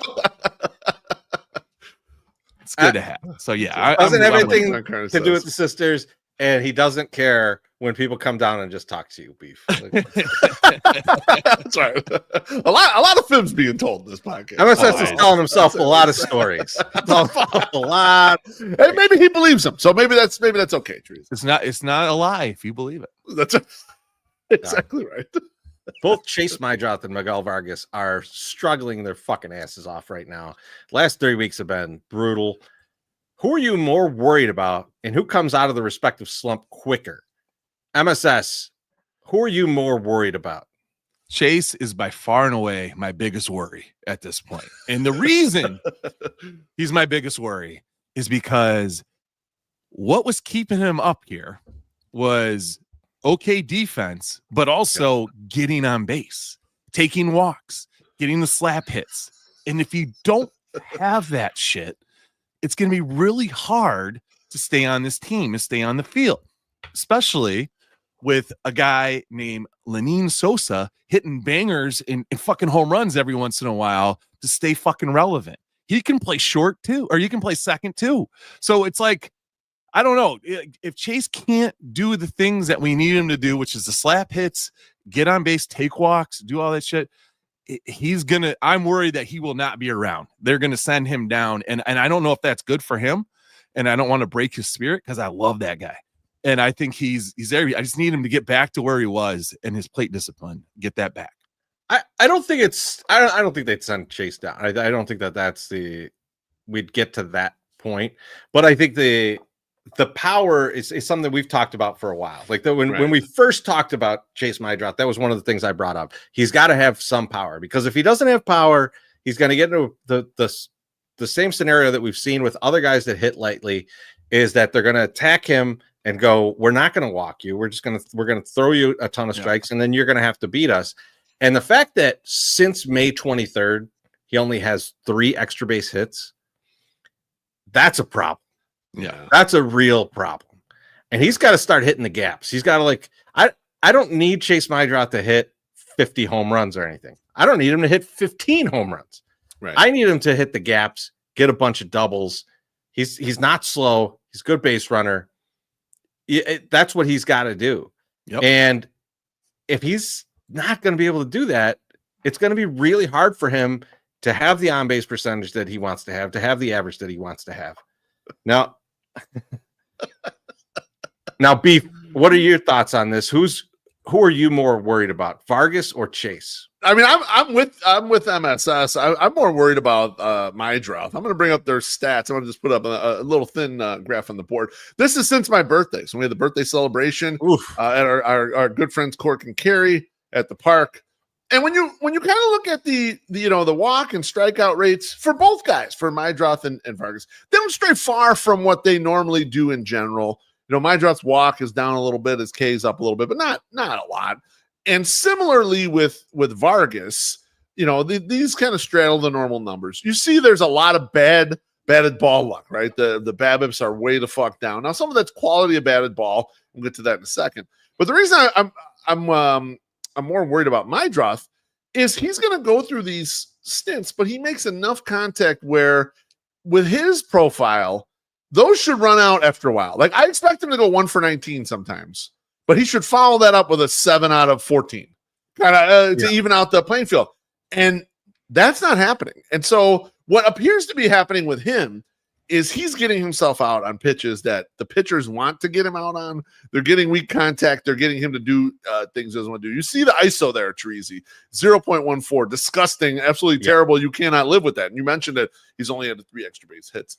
When I dug into Miguel Vargas, it's a little less worrisome because Miguel hits a lot of fly balls. I don't know if you guys know that. And while it is good to hit fly balls because they turn into home runs, when you're not hitting them good enough to turn into home runs, fly balls generally turn into outs. Yeah. Exactly. So I think there is a level of he just hasn't hit some balls good. I kind of distinctly remember a few Miguel Vargas plate appearances where he got robbed by umpires on pitches or whatever. I think what we're going to have with Vargas here is I think the people who were like totally out on Vargas are going to clap back now and say, look, how bad he's been.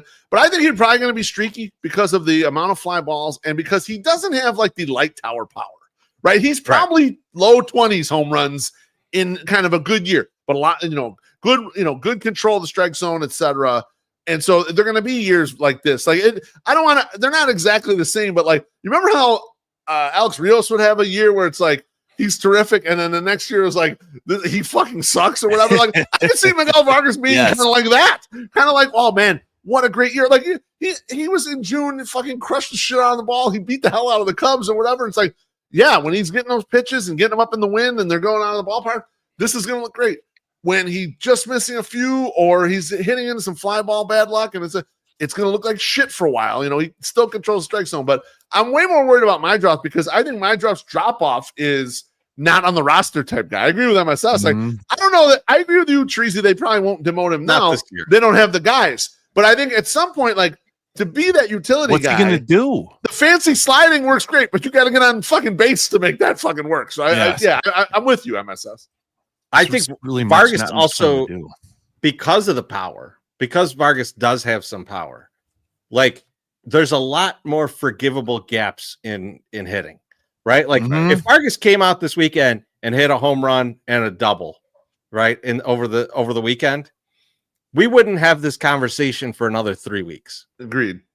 If Chase has a 3-hit game this weekend, he better have another fucking 3-hit game later next week, or else we're gonna be like, this guy still ain't hitting.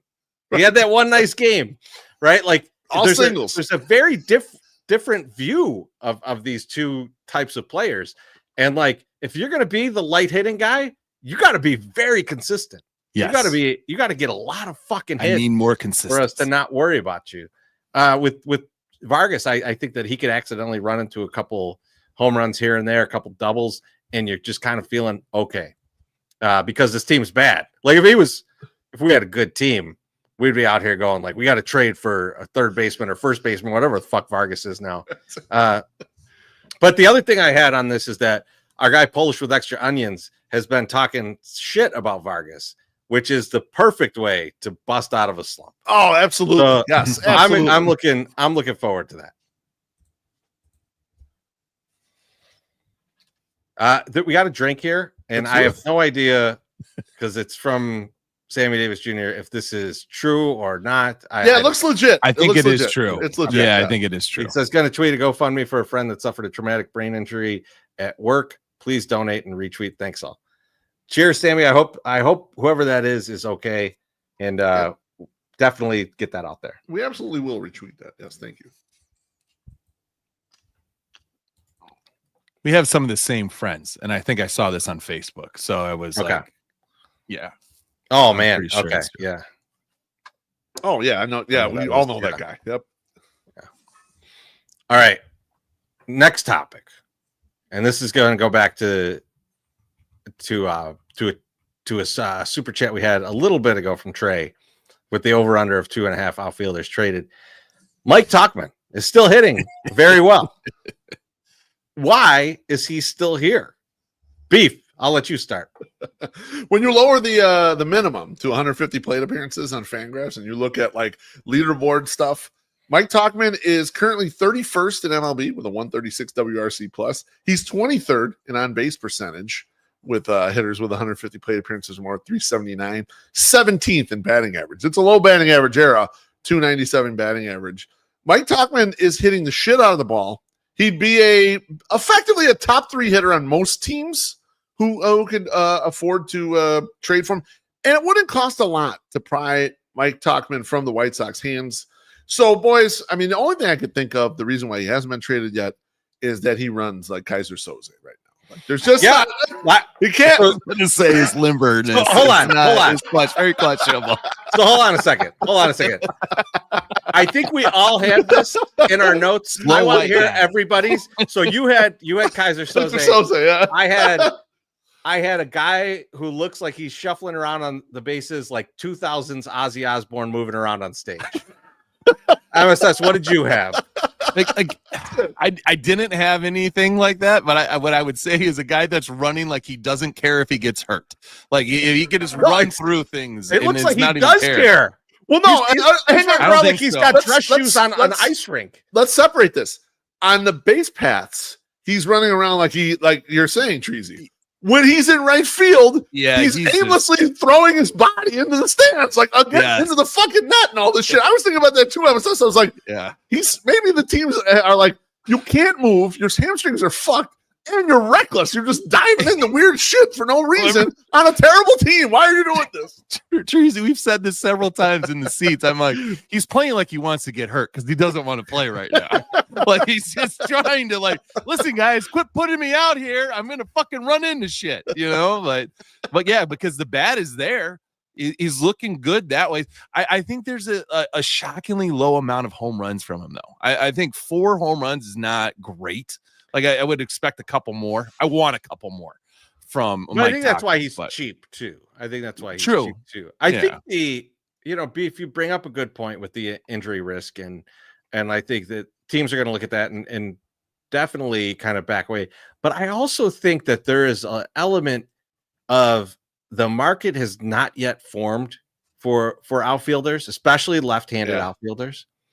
And there's still a lot of question marks of who's going to be available. And some of these teams have to be thinking about a more impactful player being available, because the names you're starting to hear, I think it was just today or maybe it was yesterday, Jeff Passan put out his article about like the perfect fits trade-wise. And like he had Stephen Kwan, who I was not even thinking about. Stephen Kwan would be perfect for the Phillies, and he's controllable through like 2027. Right. And then you also look at the Red Sox, who have been, we're hearing these rumors that they're floating around Jarren Duran and Wilyer Abreu. And like, it's like, are those possibilities out there? Hang on. Let me push back on this immediately. Let me finish because that's not all I'm going to say here. And then there's still Cedric Mullins. And then if you're just looking for lefty bats, there's a lot of other guys that are floating. There's like Nathaniel Lowe. There's a possibility of guys from the D-backs if they start to sell. And I think that, like, to some extent, teams that are in there might be hesitant to go for the cheapest option right now, because it might become a buyer's market if there are a lot of guys out there and a lot of valuable guys out there. Yeah, I mean, I think a lot of this is just Passan and ESPN trying to push what would be the most sensational story. Because if you look at the last handful of trade deadlines, especially once the playoffs expanded, nobody big goes. Nobody big goes, and no big prospects go. Basically, it's everyone, we're going to buy small shit for very low prices, and we're going to play the variance game and hope one of these guys fucking hits. And so I get your perspective, though, Chorizy, from the standpoint of, like, Tauchman's not high on people's list because for most teams, he's either your left fielder or DH. And it's like, well, we should have those spots kind of lined up as hitters. A couple teams don't, and they might not want to shop him first as opposed to maybe some other guys that could be available. So I can see the delay there, but I don't like all this stuff. Like, I don't think Stephen Kwan's going any fucking where. I don't think Jarren Duran. I understand the logjam that Boston has, but I don't think any of these high-profile guys are going to go anywhere because they're going to look at the model that the White Sox use with Garrett Crochet and say, if I wait till the offseason, everyone's a bidder on this person, and then I can really cash in on these valuable trade chips. And Cleveland is also not one that does that until they're closer to the end of the expiration, right? When they traded Lindor or Kluber and all them guys, it was later on, not with this amount of window in there. They're cheap bastards, so they're not going to give up on that. The Steven Kwan thing, I agree. I had not heard that one until today, but I had to bring it up because if you're starting to look at a market that's expanding, even if it's not Steven Kwan, right? Even if it's just like there's going to be teams that are suddenly going to sell. The D-backs are an interesting one because the D-backs are 4.5 out of the wild card. If they don't make up some ground before the All-Star break, what are their options here? Like they might start to move guys. Yeah. And they do have left-handed bats. They do have guys that you could see being valuable in the trade market, but a lot of teams do. Cedric Mullins is out there. The Orioles possibly being a seller. Yeah, the Orioles got a lot to move. Is a strange scenario that we did not expect. So I just think that there's more people out there than we thought there was going to be going into this trade deadline. And the fact that you've got like a 34-year-old injured guy who's been hitting well is not as sexy. Who's dragging a leg and it's not his third leg. It's not as sexy. So like I think that there's it's difficult to move a guy right now because teams would rather wait it out. Yeah, now let's discuss this for a second. Uncle Ted says talking about his options. I think what he means is he has another arbitration year, so you'd be able to keep him cheaply. But you got to remember, he is walking around on just a couple legs, like these wounded legs. He looks like Kaiser Soze out there trying to run. He'll be 35 next year. I don't foresee the White Sox saying we didn't get enough in a deal back for him, so we're going to keep him. And then try to see what his year 35 season looks like. Yeah, and trading him in the offseason is just is tough, right? Like, I mean, like, yeah, no one cares in the offseason. But offseason, no one gives a fuck. There's a lot of them guys out there, like they got $1 million. They gave him $1 million to be here. Like, I mean, like, he's not a valuable. If that is your logic, though, if your logic is like, let's not trade Tauchman, he's worth keeping for next year. That prospect that you would have gotten. Like, let's think of some low-level prospect. Would you trade that same prospect to get a guy like Nathaniel Lowe? We don't have a first baseman, right? He's available on the market for probably not much. Are you trading for Nathaniel Lowe? Because I know I wouldn't, right? Like, but like you're in that vein of like next year is something you want. Next year is you want a guy like Tauchman. You're trying to fill in the pieces with guys like Tauchman. Is Nathaniel Lowe a piece that you would fill in? I don't think you would. So I don't think that that's the team you're building for next year. So that's kind of the way that I mentally walk through that. I don't want either of those guys on the team next year. Yeah. We've enjoyed Mike Tauchman's performance, and we'll be a little sad when he leaves because it's going to hurt the steak dinner bet. But it's inevitable. This is happening. He's getting traded to somebody. He's gonna be going out there with his shoes untied. Hopefully. Like the problem is like, what if he gets hurt? Like they need to trade him quickly. He's gonna get hurt. It's gonna happen. It's just when is it gonna happen? Hopefully not on our watch. Yeah. I'd like it to happen when he's on some other team. The fact that we're discussing it is why he's not moved, right? Like I mean, like GMs across the league are also discussing the same thing. You see how he runs? Like he looks like he has polio. I know that discussion's come up. It's got to, But so the Sox should trade for Jarren Duran is what my end statement is here. Or Wilyer Bray. I would take that. Yes, I would take that. Absolutely. Bregman's going too. That's what I'm hearing. I saw that.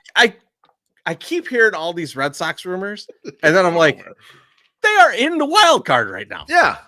They're not like, if they were 15 games out, I'd be like, oh, okay, but they're an actual wild card team right now. Why would they trade everybody? They fucking traded Devers, all right? These guys are going to buy some shit because they got their reputations on the line. They're like, we traded Devers. We think it'll be better without him. They got to make sure that happens. Ain't no way they're trading away a bunch of these guys. Give me a fucking break.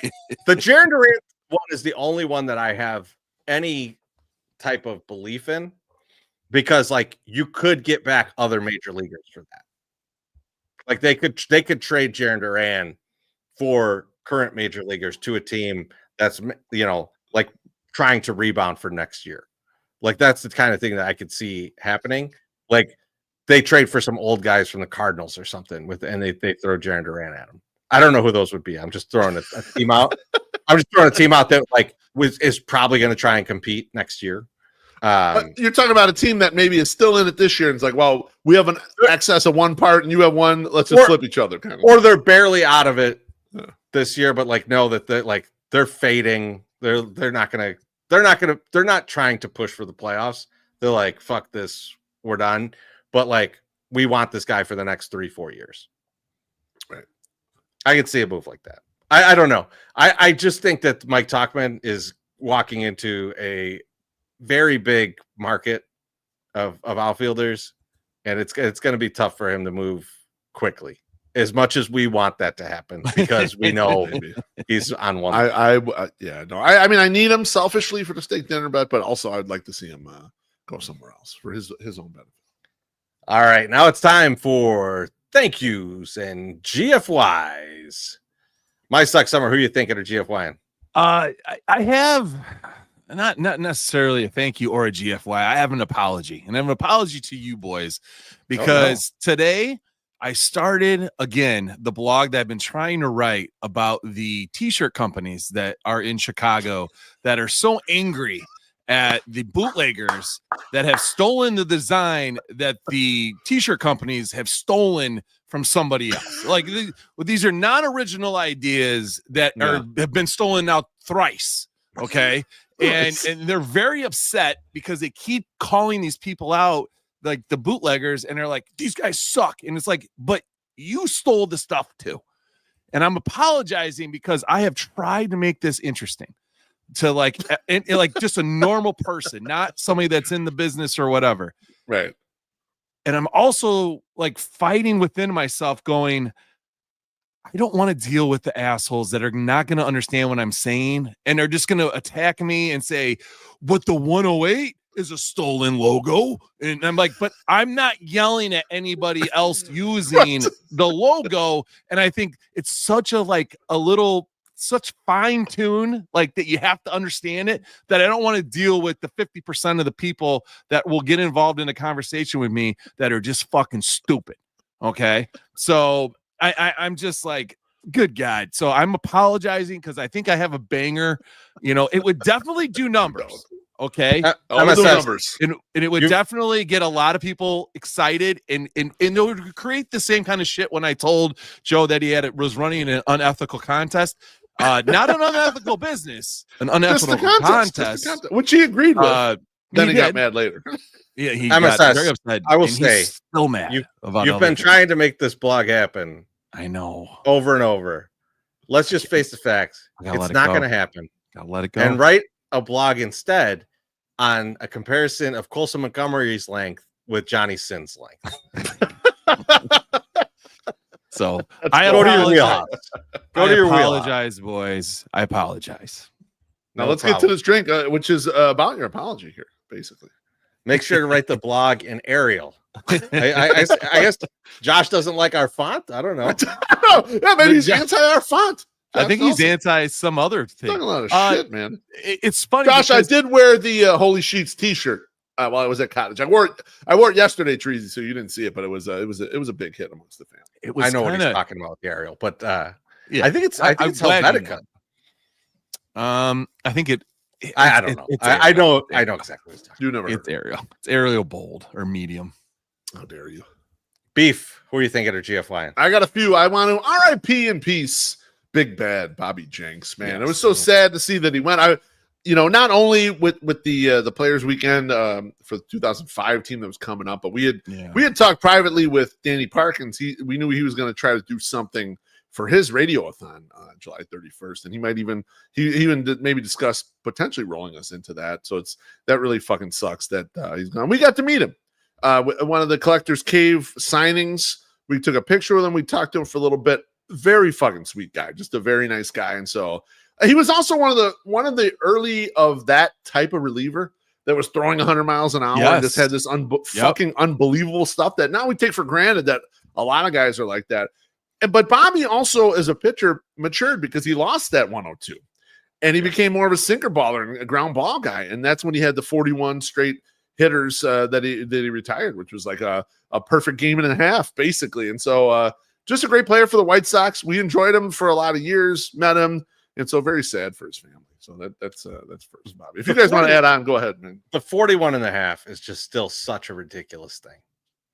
Like when you watch any reliever nowadays, like the queasiness you get if that's your guy. Right. Like even the best relievers, like you're nervous watching them in there. To have a guy that puts 41 straight 41 straight guys. It's a month. Yeah, I mean that's so insane. That's so insane that he did that. And to your point, it's a perfect game and a half. That's just perfect game and a half. Pure insanity. And he was just like, yeah. And I think I look back at the 2005 World Series, and I was going on a podcast to talk about this. I think it's going to air soon. It'll air during the All-Star break. Yes. And we were talking about it, and I had gone back and looked at some highlights from that. And like, remember how confident we were at the end of the World Series, at the end of Game 4? Bobby Jenks comes in a 1-0 game. Yeah. We're super confident. We thought this game's over. We got it. Yeah. Then the play to end the game is like Uribe gets him by a centimeter. Like all of that is just like the confidence, the pure confidence that you had in Bobby Jenks of like, he's either going to strike people out or they're not going to get out of the infield. And like, this guy is just a shutdown reliever. Like, it is crazy to think about that. Like, you don't have that. Even the best guys out there right now, I feel like you watch and you're just like, this is what's going to go wrong. Like, and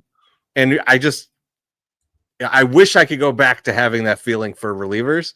And Bobby Jenks was that guy. Like you just felt super comfortable with him in there. Unfortunately, on my 30th birthday, which was August 20th in 2007, Jenks allowed the first base hit after he set the record in 41. I did not know that. I was front row. Your fault. At the game. I was still living out west in California, and Farmer Matt brought us to. He was working for Sherman-Williams at that point, and they had a tailgate. And then we sat in really good seats, and it was like a fun game. I got pictures with my uncle and my dad and my cousin, which was really fun. So I saw that. So that was one. That's the bad thing. The good thing is the last time I bought a pack of cigarettes was at the Bobby Jenks signing at Wings and Rings in Bridgeport. That was like last time I went out and bought a pack was after that signing. And then immediately 2020 happened, and I bought legal weed pills so then I could edge off the cigarettes and the nicotine mints. But yeah, so that was the thing. So it's kind of I struggle with wanting to post something about that, but I was also like, this isn't about you dipshit. You say this on your podcast. Don't post about that. Just say that this poor guy. He's fucking 44 years old, for God's sakes. That just sucks. 4 kids. I mean, that's just horrible. Yeah. I don't know if you knew, Beef, but MSS has told me that story about him on the August 20th game. And apparently MSS was sitting behind home plate and tried to start the wave as Bobby was throwing the pitch. That turned into a hit. Holy moly. Yeah, I couldn't believe it. He had a rally monkey around his neck. It was just an embarrassing. White Sox rally monkeys. I did not have one that embarrassing moment. That's fucking upsetting. Moment. Let's get a quick drink. Definitely wearing cargo shorts. Our guy Mike, he says, thanks for the ticks, guys. Hector Chorizy-E's doppelganger will be there for the makeup game tomorrow. So we were doing this. I gave our tickets to some guys at work. Mike, thank you for the drink. Sorry you got rained out. I hope you guys all had a good time regardless. My thank you is I wasn't done. He's got a few. I have a few. I want to thank Mrs. B for scheduling a beautiful week away at cottage to allow me to get tan and get relaxed and feeling much better. And lastly, I want to thank John Greenberg for including the 108 Chicago Sports Media Survey. Very nice of you, John. Appreciate you. Check us in the mail. Chorizo. Who are you thinking of, GFYN? I'm also thanking Mrs. Beef just for inviting us up to the lake house, not the cottage, this past weekend for a wonderful 4th of July. It was a great time as always, and I appreciate the invite as always. And with that, that's our show for tonight. Hope everyone has a great time. We'll see you to the park all weekend. Get there early. Get there early every day this week. Make sure you're there for the statue unveiling. Make sure you're there for all the festivities. It's going to be a great weekend in for the Sox. And I mean, like, hopefully we win a couple games too. Hopefully. That too. Let's do it. Have a good one, everyone. Talk to you soon. Peace.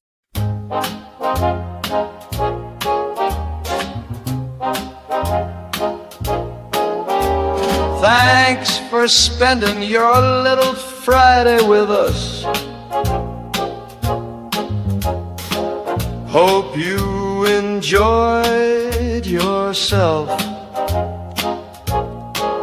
We gave you your fill of baseball, beer, and bullshit. Now it's time for you to go do horny stuff. We'll see you next week. Espanol. That's adios, motherfucker.